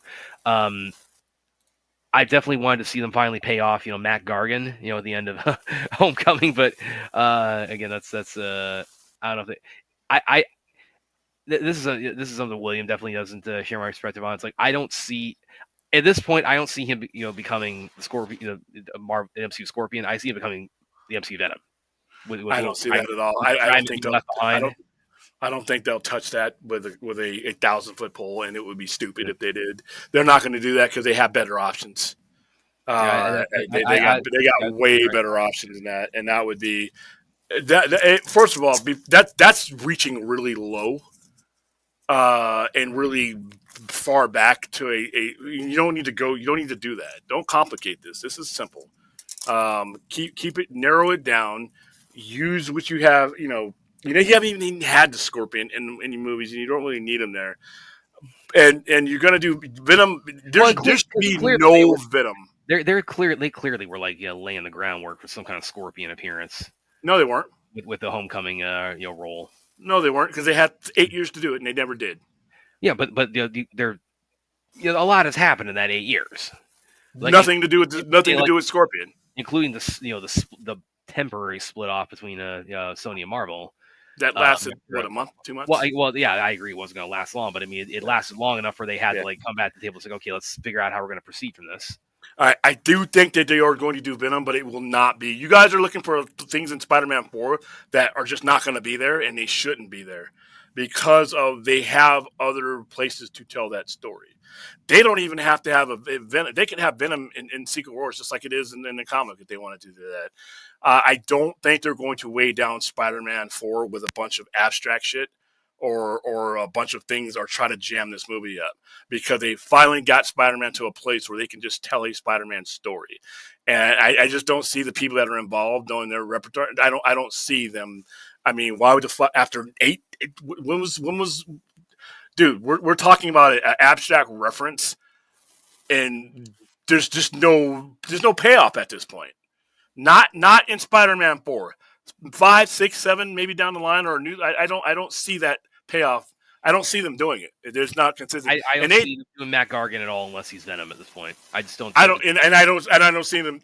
I don't think they're going to do Matt Gargan. I don't think you're going to have a Venom other than Eddie Brock, and I don't think you're going to have anybody other than those two in the black costume. And that's my bet. And there's no reason. If you bring Matt Gargan, what the fuck are you thinking? Okay, Marvel. What are you thinking? Why would you do that? It just doesn't. You know what I mean?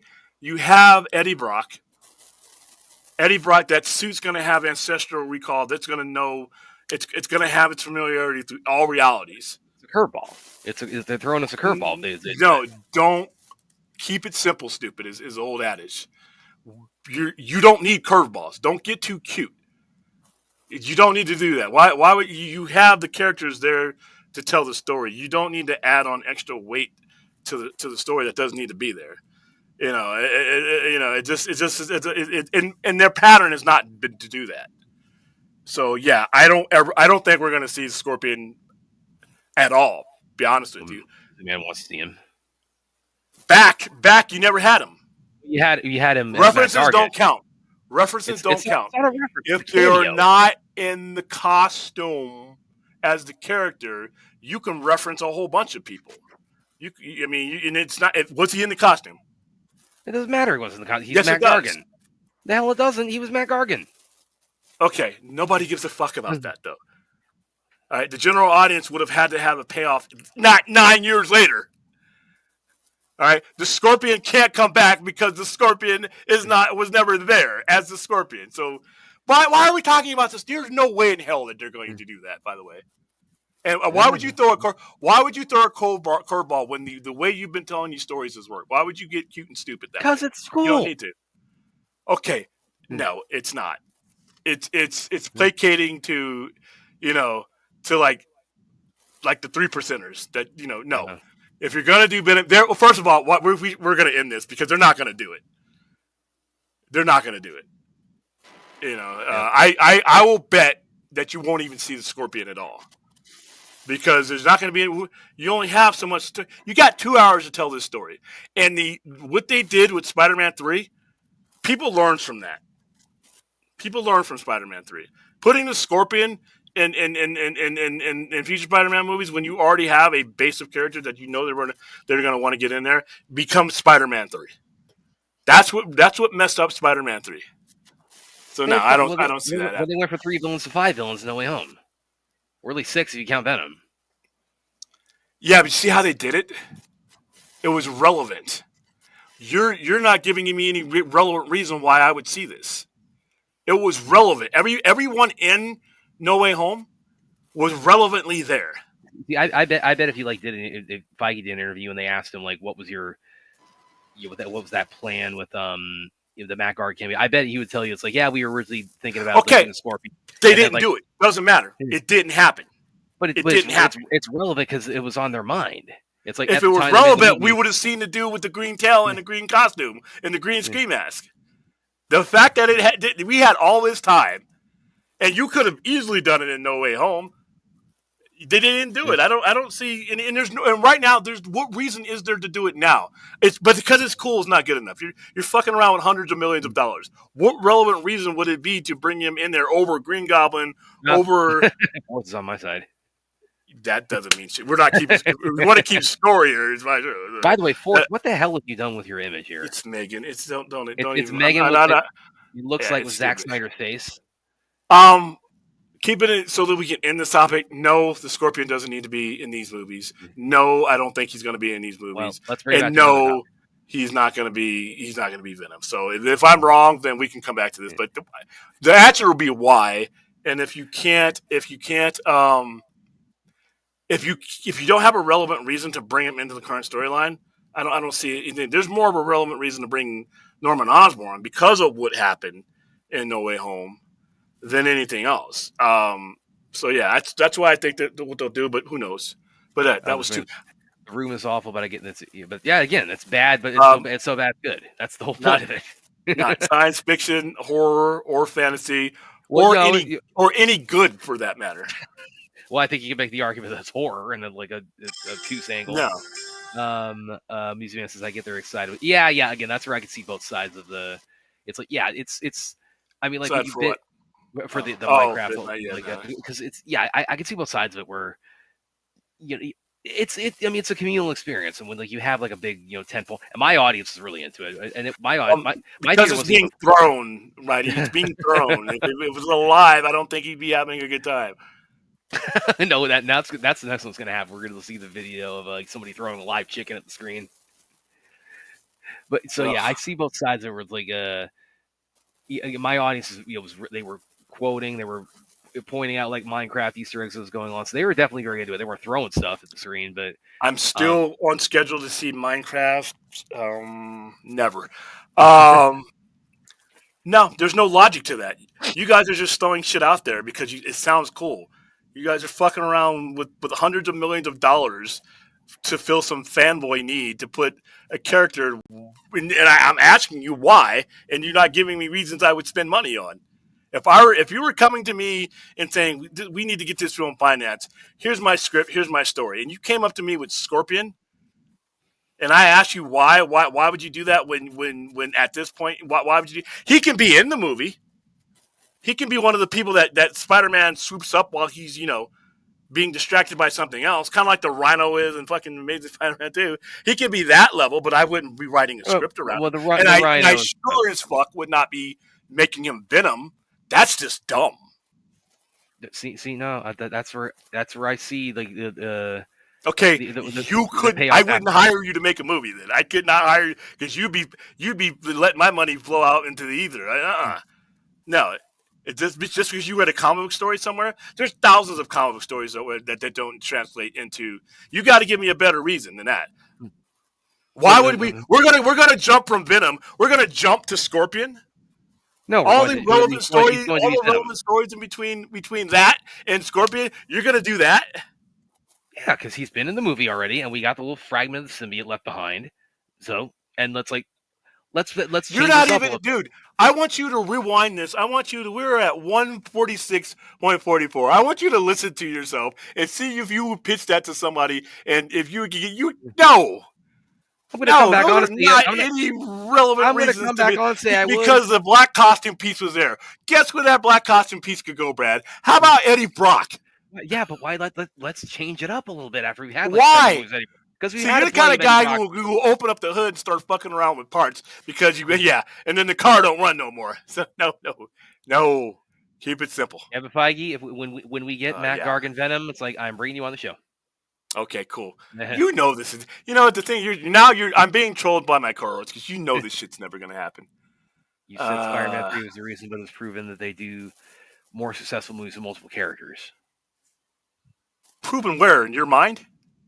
Well, I mean, if you're talking about the villains, I mean, they have to have a reason to be there, though. They had 5, technically 6 villains. Not just because your fanboy Underoos moment wants them to be there. They have to have a relevant reason to be there.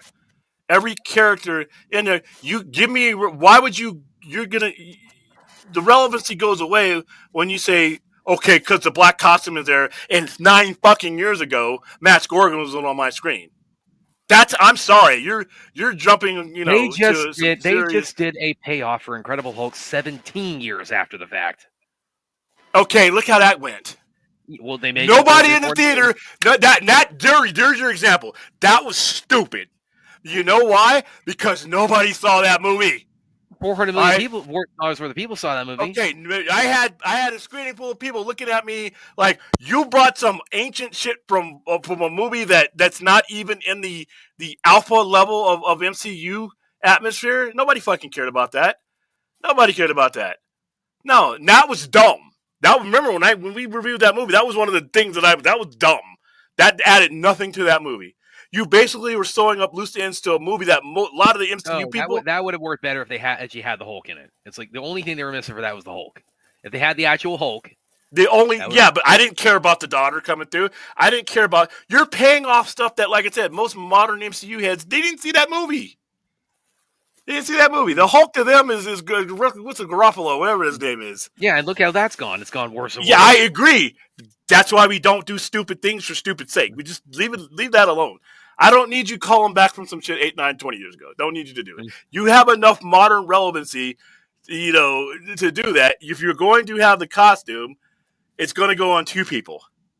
It's going to go on Eddie Brock, or it's going to go on Peter Parker. You start complicating shit for a character that's not even. Come on. At least Venom has been in movies. At least Eddie Brock has been in movies.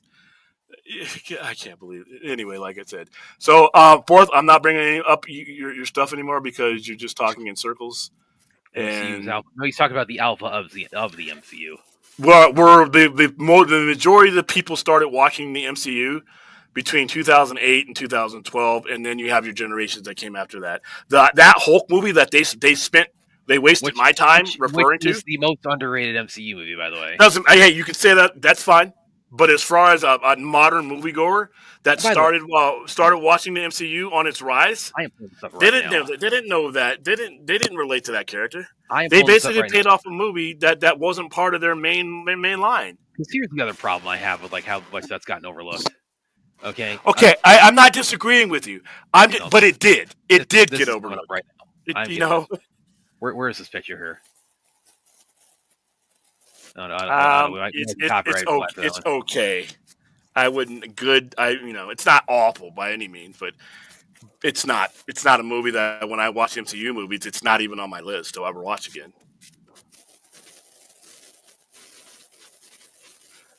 No. Like I said, if you guys want to throw these villains in as somebody that Spider-Man spends about 2 minutes, like an opening scene villain. Look at this. Okay, that is the best Hulk design we have ever seen. So what? I'm sorry. It's objectively the best design we've ever seen. So what? Nobody cared. Nobody. The modern day MCU people, you know where it started. Nobody's going back to see that movie. That's why I had like I said, you look and at that's why I'm saying it's the most underrated for that's fine. A myriad of reasons, and this is one. But it doesn't just because it was underrated doesn't mean I need to be calling back to it. Sorry, a lot of people didn't see it when it came out. Yeah, and here's what we got. Here's what they consider relevant. 2 wrongs don't make a right. In this context, they absolutely do. No. Absolutely do. Sorry. No. We regressed. So, like we I said, regressed. We went from. We went from. Back up. Let's get We went from this to this. Okay. I'm sorry. And the MCU. But fans that will- doesn't change the MCU why the MCU would fans- the MCU I'm fans not William's making talking to- movies to fix wrongs. I'm the not MCU making fans movies William's to fix talking wrongs. to. It's like, I'm sorry. You like. That's too This bad. is what we That's got- your fan, though. But The Hulk has gotten progressively All right. worse okay. as the franchise has gone. I'm not spending 150 to $2 million to go back and fix that. No, you All right, spend I'm more. just not going. No, I wouldn't. No, especially Here's at this level. Though, no. Look And I'm not, like I said. And, at this Hulk Jesus yoga. Christ, dude. Look at this Hulk yoga. You're showing me. It doesn't matter. Doesn't matter. It's sorry that the movie didn't reach Captain America or Iron Man or or Thor levels of attention. I'm probably gonna pitch something on this. And you're gonna get right now. But like I said, whose fault was it that the movie wasn't that remarkable, or that but that's fine. It can be underrated. It being underrated doesn't mean it's relevant, in my future story. You give me some character back from 2003. What the fuck does that mean for me in 2025? I'm doing callbacks. Half of my audience was in diapers when this was relevant. Well, half your audience clearly needs to grow up. Okay, your opinion and a studio's money ain't the same thing. Sorry. Well, All right, we're spending way too much time on things that are never going to happen and never should happen. So let's go. See. Okay, I'm not disagreeing with you, but that doesn't mean that a modern moviegoer who got on the slide with Marvel when Robert Downey Jr. blew some shit up in the desert is going to care. That's why when I'm sitting in a theater full of people who are MCU fans, not caring about some of the stuff that they were calling back to. Well, again, they enough cared to get to them to 400 million. That's not because of that. Has nothing to do with that. You think that was a draw? I can't even believe we're having this conversation. Callbacks that aren't from movies that are that Hulk movie. They literally have an entire timeline that beyond that Hulk movie that they can call back to. They don't need to be calling back to that movie. They just need well that's more complicated because they got the whole kind of right. And they're not going to pay the money because the Hulk's not a draw anymore. It's not worth it to do a Hulk movie. It's just not worth it. Partly because what they did, it was until it wasn't. It started off as a massive improvement, and then I would say they kind of maintained it mostly in Age of Ultron. Like from Thor Ragnarok on, it's just been downhill. It's been nothing but downhill. All right, it's time to talk some 90 Snails. Like I said, this obscure shit that's never going to happen. I'm going to edit this out of the show. You probably gave me my next couple pitches here. Like I said, it's write articles about them, but I wouldn't. Dude? If I go to Spider-Man 4, first of all, I don't think you're going to see Venom in Spider-Man 4. I think you're going to see him in Secret Wars on Battleworld. But any Spider-Man movie that I'm going to see, and you tell me there's a Venom, I'm going to feel the same way about Max Gordon being Venom as I do about Mary Jane being Venom. There's equal merit to those right now. One of them is currently one has actually been Venom, canonically. Like one has actually been Venom. Okay, so what about everybody that was Venom before? We're just going to skip Eddie Brock and go to Max Gordon. What the? I can't even mouth that nonsense. Okay, so prove it. What was the last movie you saw him in? Wait. I'm just trying to say if William's right, everyone's wrong. I think you're agreeing with William there. No, he's trying to be facetious, but you guys, listen. We can't play obscure fan games with someone's money. It's sounding cool to you with your buddies or on a YouTube screen doesn't mean that somebody needs to be blowing a lot of money on it. We've seen when that kind of dumb shit happens, and it's cost people jobs. You know, yeah, okay. They tried, and nobody's going to give them their money for that. Then that's some of the dumb stuff that is hurting Spider-Man. That was stupid. I mean that's just the response to it has been exactly what it should be. William Defoe's Green Goblin was Toby Maguire's that universe's Spider-Man was the main villain in No Way Home. The main reason why I would use him is because it sets up a dilemma of this Peter Parker knowing what that Norman Osborn is going to turn into, and he's going to try to prevent it, stop it, and it's inevitable. And he's going to meet Harry Osborn, and he's going to know that I have to fight your father, possibly to the death. So yeah, I would and yeah, I would definitely make him that. There's your relevancy right there. There's your relevancy and there's your ties to your franchise. A tie, an actual person that was on the screen in the character that they were playing. So yeah, but we're talking. First of all, I don't think we're gonna see Venom in Spider-Man 4 anyway. So we got years till we get to that Venom. Let's see. If they could find, yeah, and if they could find about a couple hundred million worth of you to do so, maybe they might do it. But I think they know the math at this point. All right, what did you say about 9 sales? This is why I don't like doing open panels, because if you say the stupid shit live on the air that you type in the chat, that's gonna be a long night. That's gonna be a long night. All right. Last and final topic before we open up the zoo to people I'm probably going to have to dump from the show.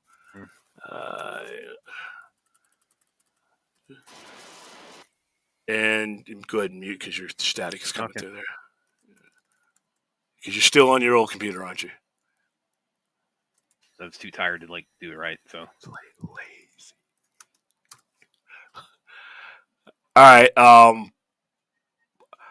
Not just in the industrial era. I think 9 Inch Nails is one of the best bands. Period. And I'm going to go ahead and start putting I'm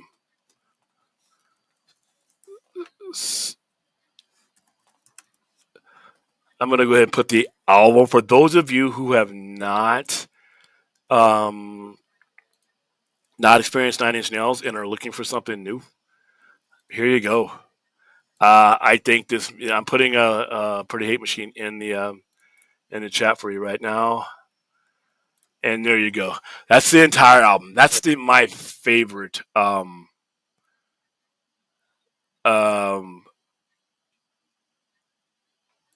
you're gonna say stupid shit live, and I'm gonna dump you off the show. That's what's gonna happen. The leash. I told you in the description. The leash is short tonight when we do this.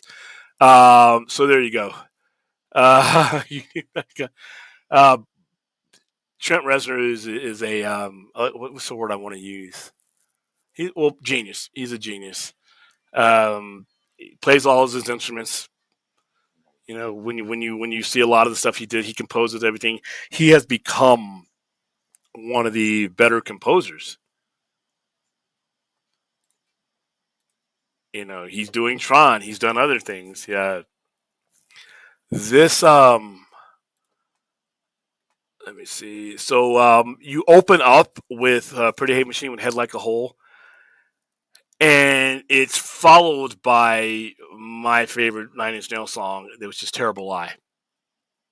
Hearing that in concert, hearing the arena just shake at every bass hit. Down in It. That's something I can never have. That's probably in my top 5. It's a pretty long song. A lot of the latter half of the album is more compositions and a lot of things you can play and just run through and a lot of the the raves and the things that were going on in the mid 90s. So okay, why I'm talking. People need to act like Green Goblin is Spider-Man Joker when Venom is Spider-Man Joker. Yeah, problem is I mean, you've had 3 Venom movies. He's actually been in 4 if you include maybe Spider-Man 3. It needs to be Green Goblin.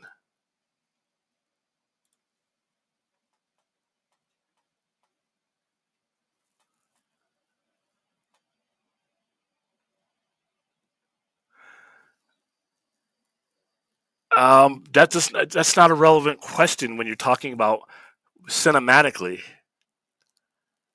I mean, if your intense relationship between Norman Osborn and Peter Parker is the foundation of the hero villain relationship.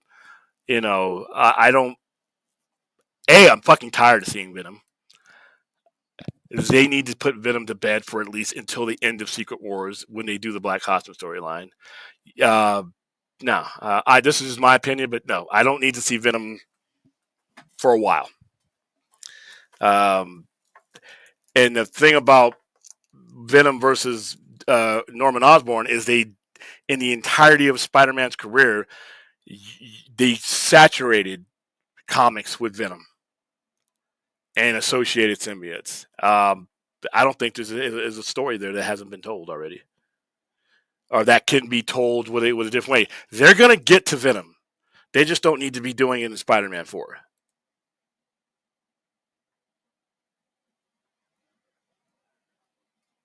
That's an opinion. I don't believe so. All right. Obviously, Clint is not the comic book guy, so whenever we talk about comic books, he gets angry. So we got to get back to 9 Inch Nails. All right. Let's see. So Head Like a Hole. So that's a great album. When you listen to the industrial sound, for those of you who are not familiar with that sound, groups like Marilyn Manson, groups like that, a lot will probably come to mind. It was a sound that was predominantly in the late 80s, mid 90s. There's a lot of obscure bands that champion the sound, but like I said, the two that, Tool's considered industrial, in my opinion. We've covered them on here. But 9 Inch Nail, you know what?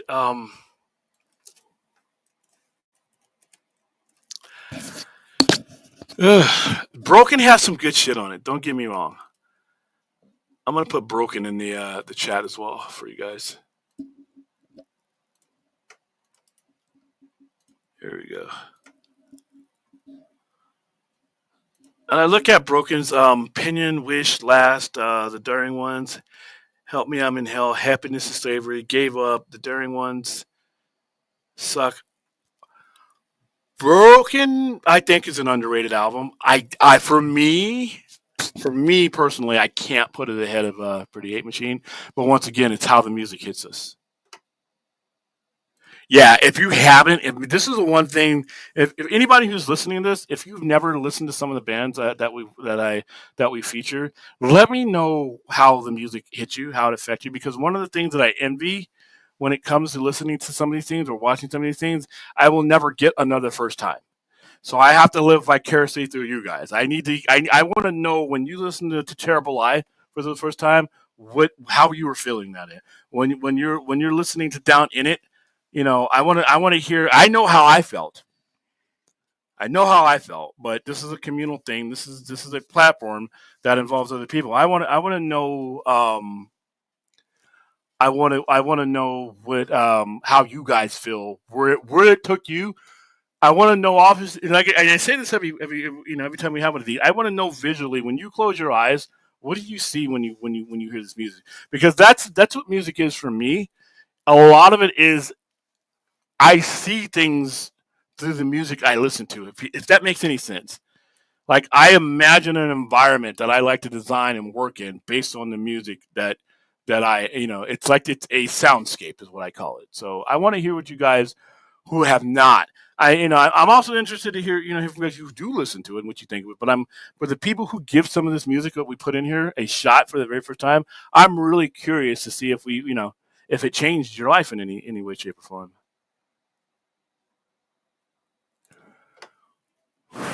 Man, Clint.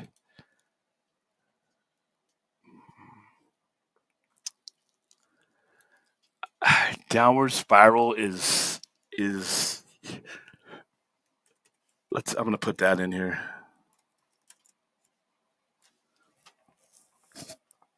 And then there was Further Down the Spiral.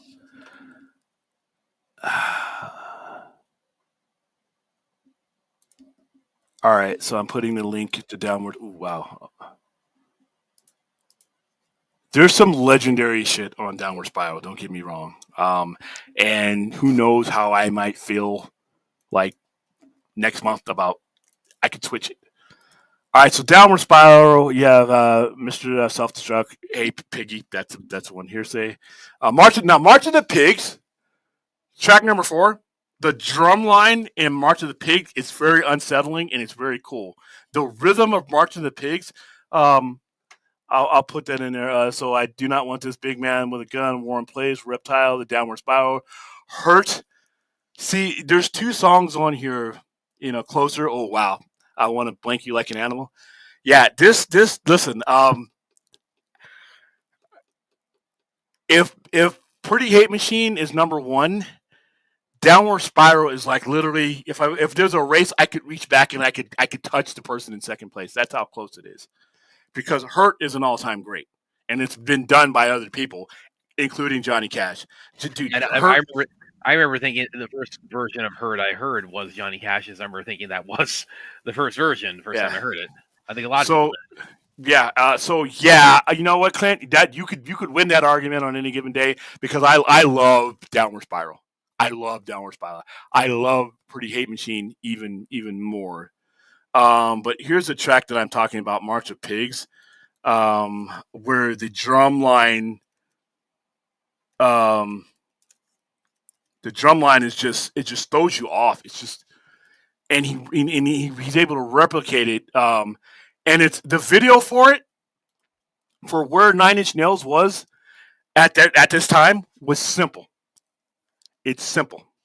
It's just him and the people, in there, just, oops. Oh, I thought I lost light for a second. Oh, I did. Just a simple, white studio sound. Bam, there they are. I do love this song, so I'm going to put that in there. But the most, so yeah, Clint, you make a very strong case for Downward Spiral. But I think Pretty Hate Machine just edges it out for me just by a little bit. But see, music is how I feel too. Like I could be coming from like a wrestling event or a particular movie, and I might pop in Downward Spiral and love it even more. It's just it's a neck and neck, but their catalog is just awesome. Yeah, that song, it would be hilarious when they would play Closer on the radio. Because that verse is very famous. I wanna blank you like an animal, and so when we would listen to it, they bleeped it out, or they just silenced it out. I'm like, come on. And then in the video they had a different version of the video because of the subject matter. It's not for your little wee ones, but it. And the video for Closer is just nasty. So for that time, it is. So yeah. He had Atticus. It's about and he's explained that explicitly about his topic on that one. He's a composer. Is Atticus Finch is who he works with. Who's part of 9 Inch Nails. So yeah, and they're doing the Tron thing, and they've done other stuff too.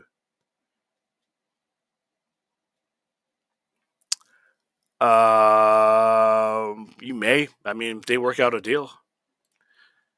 But they have to work out the same type of deal with the Kingpin. And I think it can happen. I don't need to see them in each other's movies, though. I want to see Daredevil do Daredevil, and I want to see Spider-Man do Spider-Man. I only have 2 hours to tell these stories. And I don't, whenever we get to these superhero movies, very few times when you put too many things in there that it works. You got the Avengers movies, in my opinion, storyline for me doesn't work with so many people in there, but that's fine. You have No Way Home. And the other ones just start getting watered down because the main character is who I'm paying to see. His antagonist is the other person. But even then, it's either one or the other. So it's either the antagonist that's taking up the movie, like a Joker or type of situation like that, or it's the title character. You only have time to tell, and that's one of the reasons why The Dark Knight that doesn't work for me as a film. It's Heath Ledger's performance is that movie's a Harvey Dent away from being a lot better. And I thought that the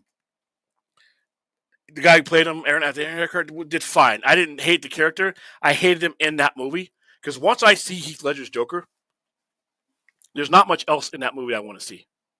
And that movie had 4 Academy Award winners in it, including him posthumously. So, yeah. Just an opinion. Let's see. Yes, he did. Yes, he did.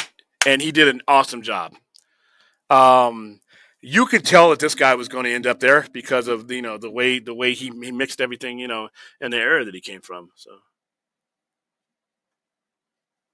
let's see. So yeah, take a listen to Atticus Ross. I'm sorry. There you go. I said Atticus Finch. Like a Kill a Mockingbird. Sorry.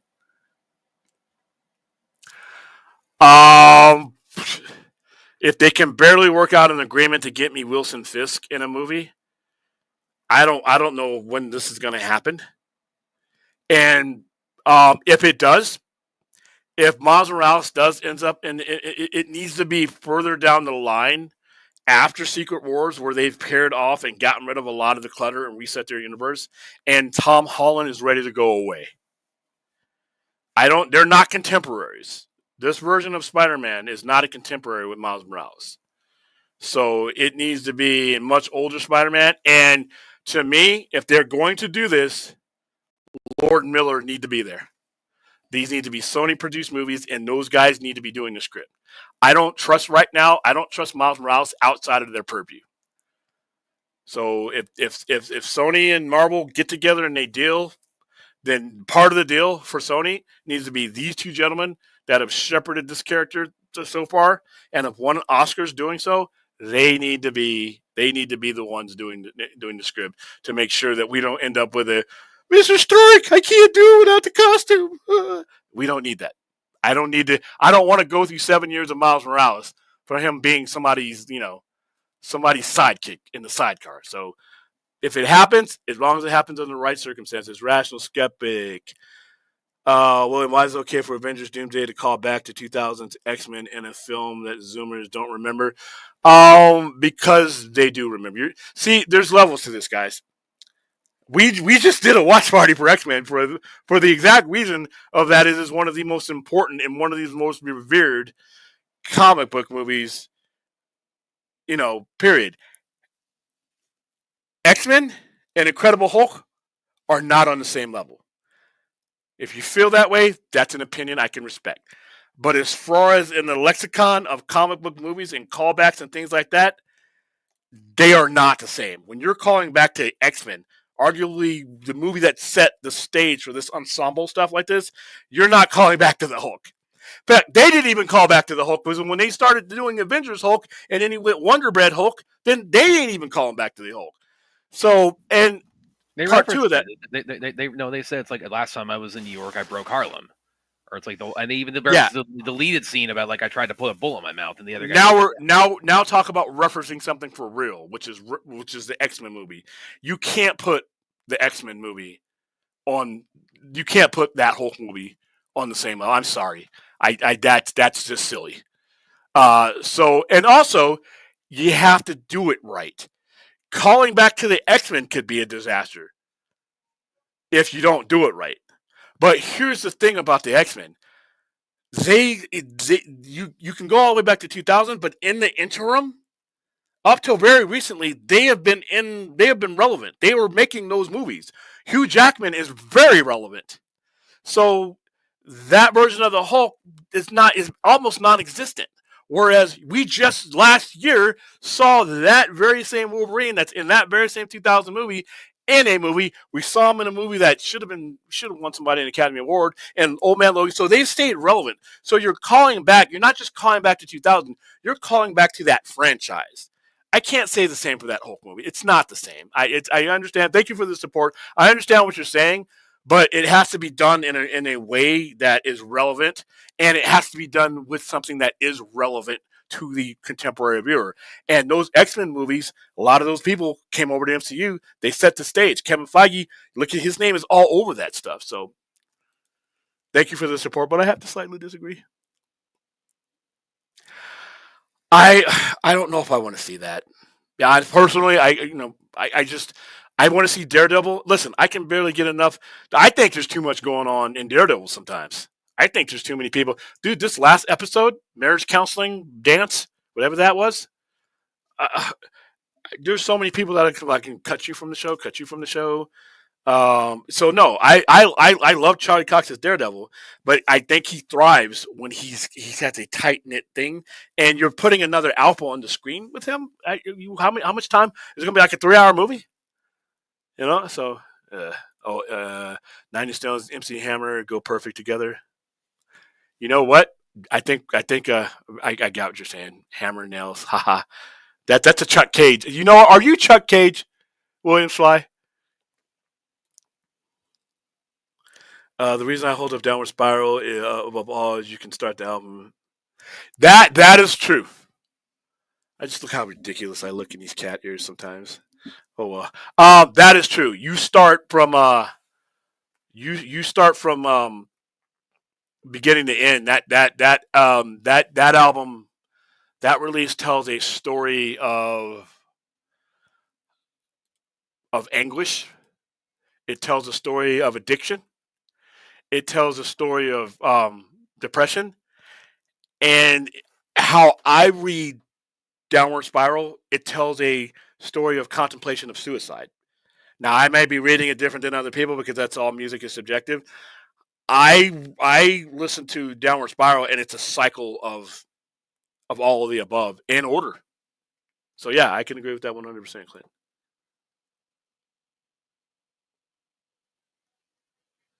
But there are versions of Spider-Man where Miles and Peter are Spider. Yeah, well, the current one after Secret Wars, and it's not.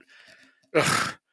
Once they brought him in and they brought him into the 616, I thought that's where that's where things started to really go off the rails. And the Peter that is Spider-Man, like he gave New York to, one of the storylines, he gives New York to Miles. That needed to happen because you don't really need them in the same story all the time. And it has to be a certain Peter Parker that is at a mentor level, or else it doesn't work. Because Miles Morales' strength is that little circle that he has around him with Gwen, even Peter Parker. I mean, because of the whole solitary nature, Peter Parker is more of a mentor. They're not contemporaries in that respect. They did it in the comics, and to be honest with you, Miles came out stronger for it because it was just the right time for that book. But Peter Parker at this point, nah. I am not for that, but like I said, as Tom Holland is ready to hang it up, as Tom Holland says, you know what, this is the third of my second trilogy. I'm done. I'm having kids. I don't want to be Spider-Man anymore. That's and that makes him. He's like 28 now. 27 now. I would see that putting him in his 30s, mid 30s, and then we just go from there. And then but Lord Miller will have to be the ones doing the writing for it. What's so funny? You're muted. Yeah, it's me, man. Yeah, what's the question again? Oh, okay. You're laughing at something else. Sorry, never mind. I thought you saw something. I don't think you lead Lord Miller. Oh, yes, you do. Okay, listen. This is what I'm saying, Braden. You need Lord Miller to safeguard the character from getting lost in the Marvel Cinematic Salad. You need Lord Miller to make it so that we don't get an Iron Boy Jr. That's what we need. I do think you need them. I think that they have cultivated the character in a way that the character needs to be presented. And MCU does a lot of great things. But you need somebody that's going to be there to write a Miles Morales story for Miles Morales' character development and not have the character be used as a device to tell a much larger story. And that's basically what I see Spider-Man, Tom Holland's Spider-Man, being for the first part of his career. He's not there. The Kevin Feige's priority was telling an overarching story, and he used Spider-Man to do that, and that's fine. When we're talking about Miles Morales, I don't think you need to do that. I hope they don't do that, and I think Lord Miller would keep it to the point where they would keep that balance. Movie okay, all right. Make a great Miles Morales. I don't think you need. Yes, I think you do. Look at the Insomniac games. Miles Morales and games is also as good as Spider-Man. Games aren't movies. Games have aspects of them that make it seem like they're movies, like when you watch them along, but they're not movies, and they're not fitting in. They're not. You're talking about fitting it into the universe. You can take aspects from the game, but I've watched the game. We did the little watch along, got taken down for it. We watched aspects of that game, and I'm like that games aren't movies. There's a lot you have to do to traverse that, And the Spider-Verse movies are my two favorite Spider-Man movies, so I'm going to have to respectfully disagree with you there, Braden. I actually thought episode 8 of Daredevil Born Again was the best episode. Wow. Hey, you and me are going to be on opposite ends of that one. Watch me watch this episode. I was wanting to be somewhere else because this episode was like, yeah. The last 2 episodes were definitely. Yeah, they're not the best in my opinion. Yeah, well, we got one left, so hopefully they really stick. They got to stick the landing with that one. Episode 4 to me, like I said, especially when you have some episodes, 1, 2, 3, and 4 were excellent. Episode 4 still rings in my ear between those two. So, but yeah, like I said, it's an opinion. All right, we got about 30 more minutes left of this show before I get the hell out of here. As I said in the description, the leash is short. The leash is short. Please don't fuck up my show today. But you can come on and throw chickens and throw spoons and throw all kinds of. Again, I can understand. No, I can't. What are you doing? I can understand like the backing, like the level of like audience excitement and engagement and participation, but like we don't need like to look like a blast zone. But who wants to go through? I don't. If I ever was going to see it, and you throw a chicken at me, I'm beating your ass. Okay, if I get hit with poultry, I'm going to find you in the darkness, and I'm going to beat your ass. I don't go to a movie to have that happen. Now, when I go to Rocky Horror, it's different. You know what? When I do Rocky Horror, we do Rocky Horror here. There are rules. Because we don't need a brawl. Because some people come into Rocky Horror. I've been involved in Rocky Horror. Well, because it's easy when you involve like cosplay and like that kind of thing. Yeah, your expectations are at a certain level. But you have to have rules because it's easy for people to get overzealous and that kind of. Yeah, I don't want you throwing rice at people's eyes. With the squirt gun, don't squirt, don't aim. We have a lot, and we have a reading of the rules. In our little prop kits that have all this stuff, you can't bring your outside shit because we don't know what you're gonna bring. We don't want you to bring. One guy brought eggs one time. I'm like, no, I'm sorry, we can't do that. First of all, you're gonna throw eggs at my $500 screen? Are you out of your mind? But yeah, if I go to a movie and I get hit with chicken, I'm beating somebody's ass, and guess what? I'm taking that chicken because it's probably, like I said, you seen the fights of chickens? All right, so the link is in the chat, and I have this device here, this mouse here. It's going to hover over the X. I'm going to see if I can find like the actual like footage of this chicken being thrown. Somebody tagged me. People are tagging me in weird shit. By the way, guys, I saw it because somebody tagged me. What the hell? All I saw was popcorn and chicken flying. Well, I've got it, but it's also got the cell phone footage of the movie itself. So you probably get pulled down if you play that. So. Oh, they don't have okay. Yeah. Well, I could start it like from the point like where it pulls away from the screen when like the chicken is actually being thrown. So, yeah, put that back. That's the hilarity of it. I mean, how you doing, Clint? How are you feeling? How's it going, Clint? I'm doing better-ish. You sound better. I could probably make it to. Oh my God. No, he's not laughing at you. He's laughing at you. Go ahead. I'm watching the video. Oh. You probably can make it to what now? I probably could make it to that Sinners next weekend. Oh, cool. Yeah, it's going to be a lot of fun. I think this might be a different one than they were thinking of. What is that about? I watched the preview. Right. I still have no idea what it's about. It's about witchcraft and vampires. And now from what they gave away in the last preview of it, something that their dad was a practitioner in black magic or something like that, and it's carried down to them, and now there's vampires and all kinds of stuff involved. So I have heard not that I'm going to not go see a movie, for any particular critic or anything. I know some people who saw the pre-screening in LA, and I know them personally, and they are, they were blown away by it. So go ahead and bring up your Well, flying. I think this might be a different one, but it still involves a chicken. Let's see if I can.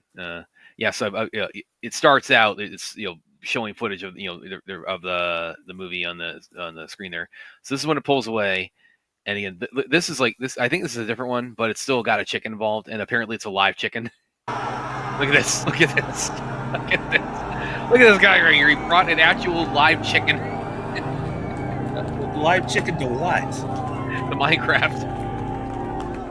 Turn it off. Turn it off. Turn it off. Because that music's gonna get us, or that sound's Okay. probably gonna. All right. Oh, we just got bratted. Nah, you took it down. Oh, well, hopefully, yeah. Find like the actual chicken. The dead chicken would have been enough for me to come across and beat the hell out of you. What are you doing? How did you get in? How did you get in? They didn't see that? Why would you torture an animal? Where was that? That had to have been some crazy. No, Yeah, I don't know Oh, what happened my there, but that goodness. is. I'm trying to find the one that has like the chicken being actually the cooked or the chicken you put in the freezer being thrown.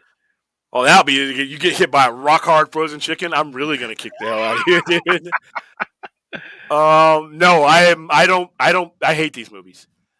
That's bad. We don't talk about Final Destination here.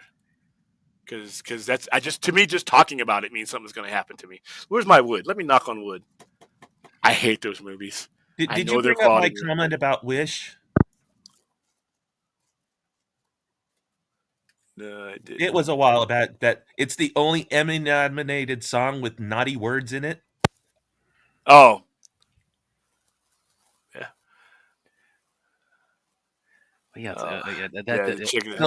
And they had a big controversy in the Emmy show because they always play the songs in their entirety, and they couldn't play Wish. Nope. I'm not the most superstitious person you ever made, but I'm sorry. Final Destination to me is like a hex. It's like I'll have to go get the reversible candles and the to support that movie is like I said, and what I do in my other life and things like that, I knew no Final Destination. Final Destination making driving behind logging trucks forever a fear. Or doing anything. You be at a damn race car event. Here comes a tire. Whack. Okay. So I'm reading this off from. Okay, so I'm reading this off from the Wikipedia for the movie. This is under audience reactions. The reaction. What movie are we talking about? Minecraft? Minecraft, yeah. In particular, during scenes in which Jack Black's character would name drop himself or an item from Minecraft, such as Chicken Jockey, I Am Steve, or Flint and Steel, audiences would give over-exaggerated reactions such as clapping, cheering, screaming, standing ovations, or throwing popcorn, drinks, and candy at the screen. The reactions were filmed by other viewers and became a viral trend on TikTok, which in turn encouraged others to imitate or outdo the disruptions. In at least one instance, police were called to escort disruptive viewers out of a theater. One such incident leading to an employee being harmed. There was also a viral instance where somebody brought a live chicken. And there's the one we were talking about. That is so stupid. And another were indoor fireworks. Okay, see, now people are going to get hurt. Yeah. And somebody, like I said, I don't know if there's a right person to throw a chicken at, but if you throw one at a wrong one, I'm almost guaranteeing an ass whipping. And now you got violence amongst all this. I could halfway understand a frozen or cooked chicken. You're not throwing that shit. Dude, that's concussive. You throw a frozen chicken at me and it hits me in the head. I'm just saying, a live chicken, that's torturing the fucking animal. Well, yeah, but it's not going to land with the same impact. Oh, you're still going to get a live chicken scratching you. I mean, could you imagine if you're a chicken flying across the theater? You're gonna what you land on is first of all, why would you harm an animal like that? Yes, it's poultry. It might end up on the plate anyway, but while it's living, I mean, that is. He's right. That's torture. That's that's inhumane. In response, some theaters warned the screenings of the film would be paused should reactions become excessive. With all the members of the audience ejected, while another banned unaccompanied minors from the film showing. Director Jared Hess defended the behavior in screenings. In an interview with Entertainment Weekly, he said, "It's funny because I think it's literally just cheering and throwing popcorn, which is so funny to me. The cops are getting called for popcorn, but man, I'm just glad people are making memories of their friends and family." Yeah, those Yeah. screens at the But it movie doesn't need theater to involve cost live thousands chickens. of dollars. It doesn't even involve live chickens. Yeah, I mean, we can get involved and cheer the movie, but like I said, somebody's, especially some of these countries, some of these third world countries, or where they see it at, chickens are kind of sacred. You don't want to be like, that's a meal ticket right there, man. Well, Especially with the price of eggs. and I've seen like how much like how much popcorn and shit they're throwing around in there. It's like the aftermath of that. I mean, think about it. It's like what people don't realize about movie theaters is that when one showing ends, then you got like about a half hour, and then you want to get like the next showing to that same auditorium. So if you have like enough popcorn like strewn about the place where it looks like like a rave happening there, I mean, that's you're putting a lot more legwork onto the ushers and the theater staff for that, and that's that's where I kind of draw the line. Well, and some of every theater I've been into, they're rushing in immediately. They ain't got a half hour. They got some of them. They've got like 10 minutes in modern They theaters. had 15 minutes at best.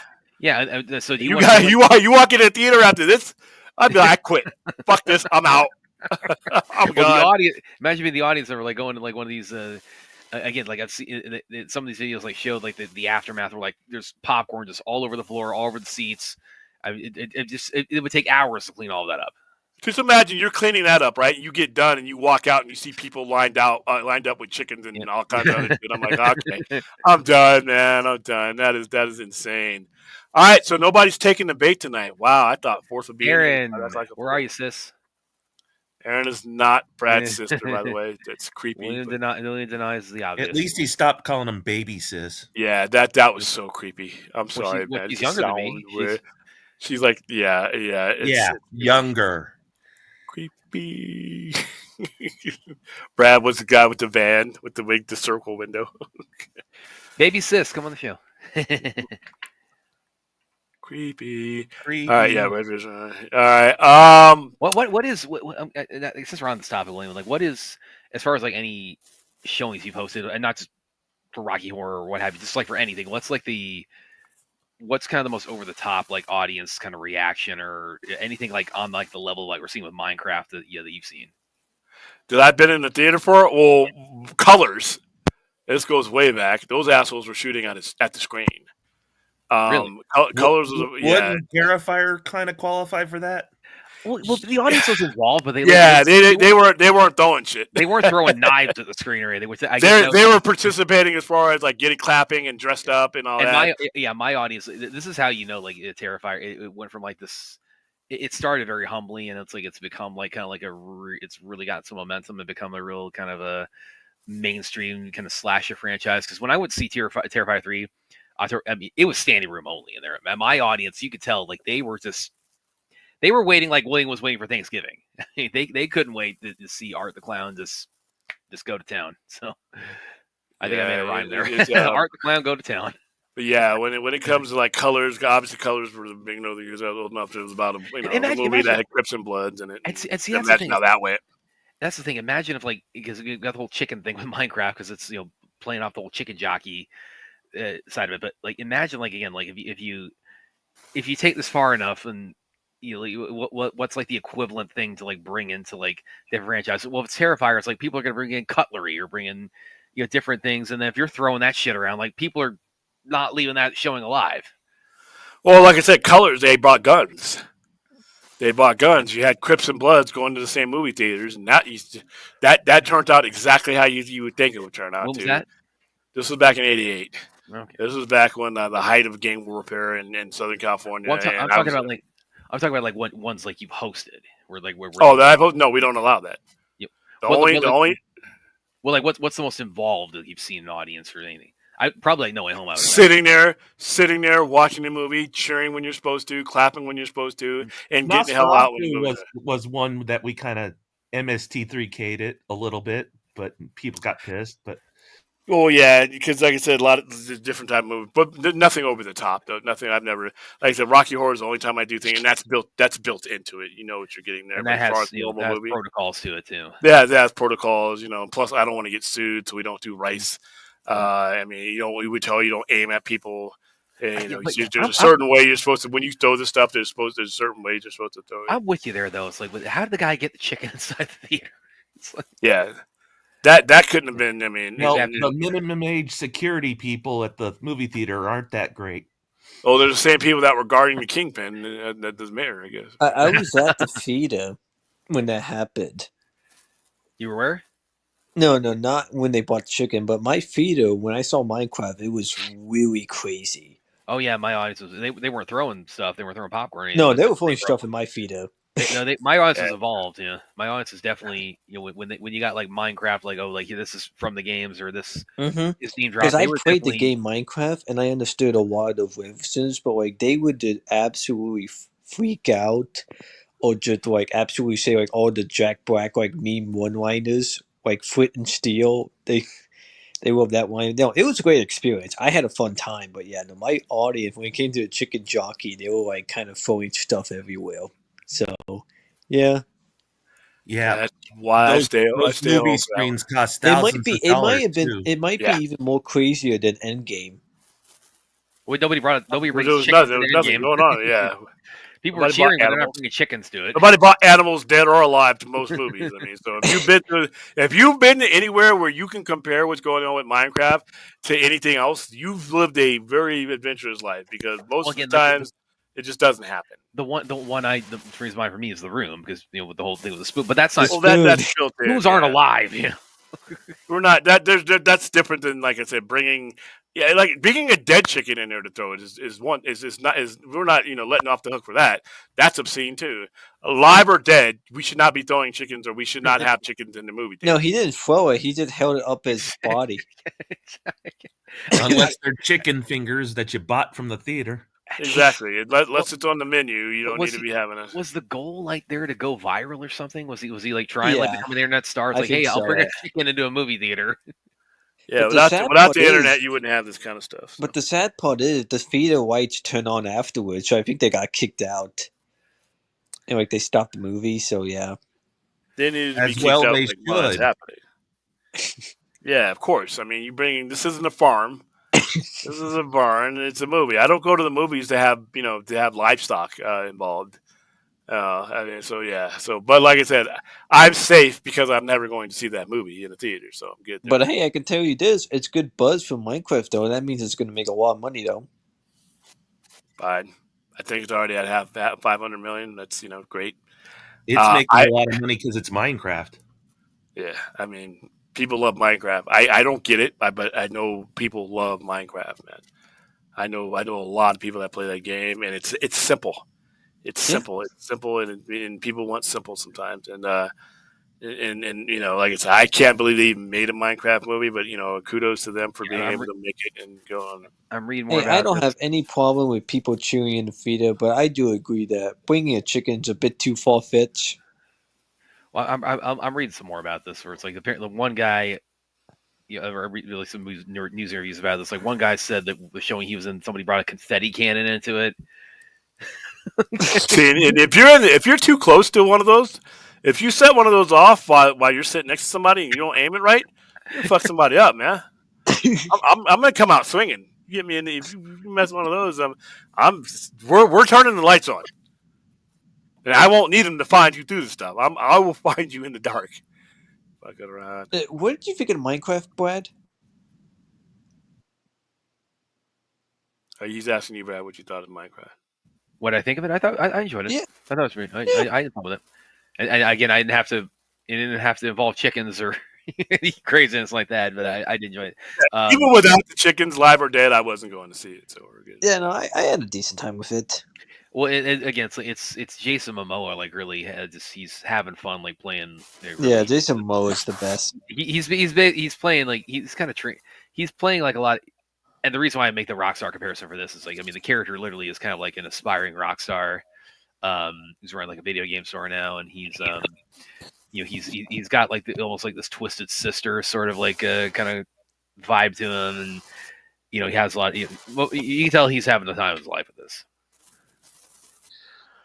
All right, guys. Well, I saw another interview. It was like one couple said we're Minecraft players, but this maybe might make you want to step away from Minecraft for a bit. Silliness. All right, that's a good point to wrap it up on. This is early. We've been on the air for 12 and 41 minutes. Oh, Azteca's probably got one just for me here. Scary Movie 1 Scream was crazy scream for me. Ever Friends because we bought tickets for a PG-13 movie and snuck into Scary Movie. Had Scream with other kids from my middle school. Well, that movie is not child-friendly at all.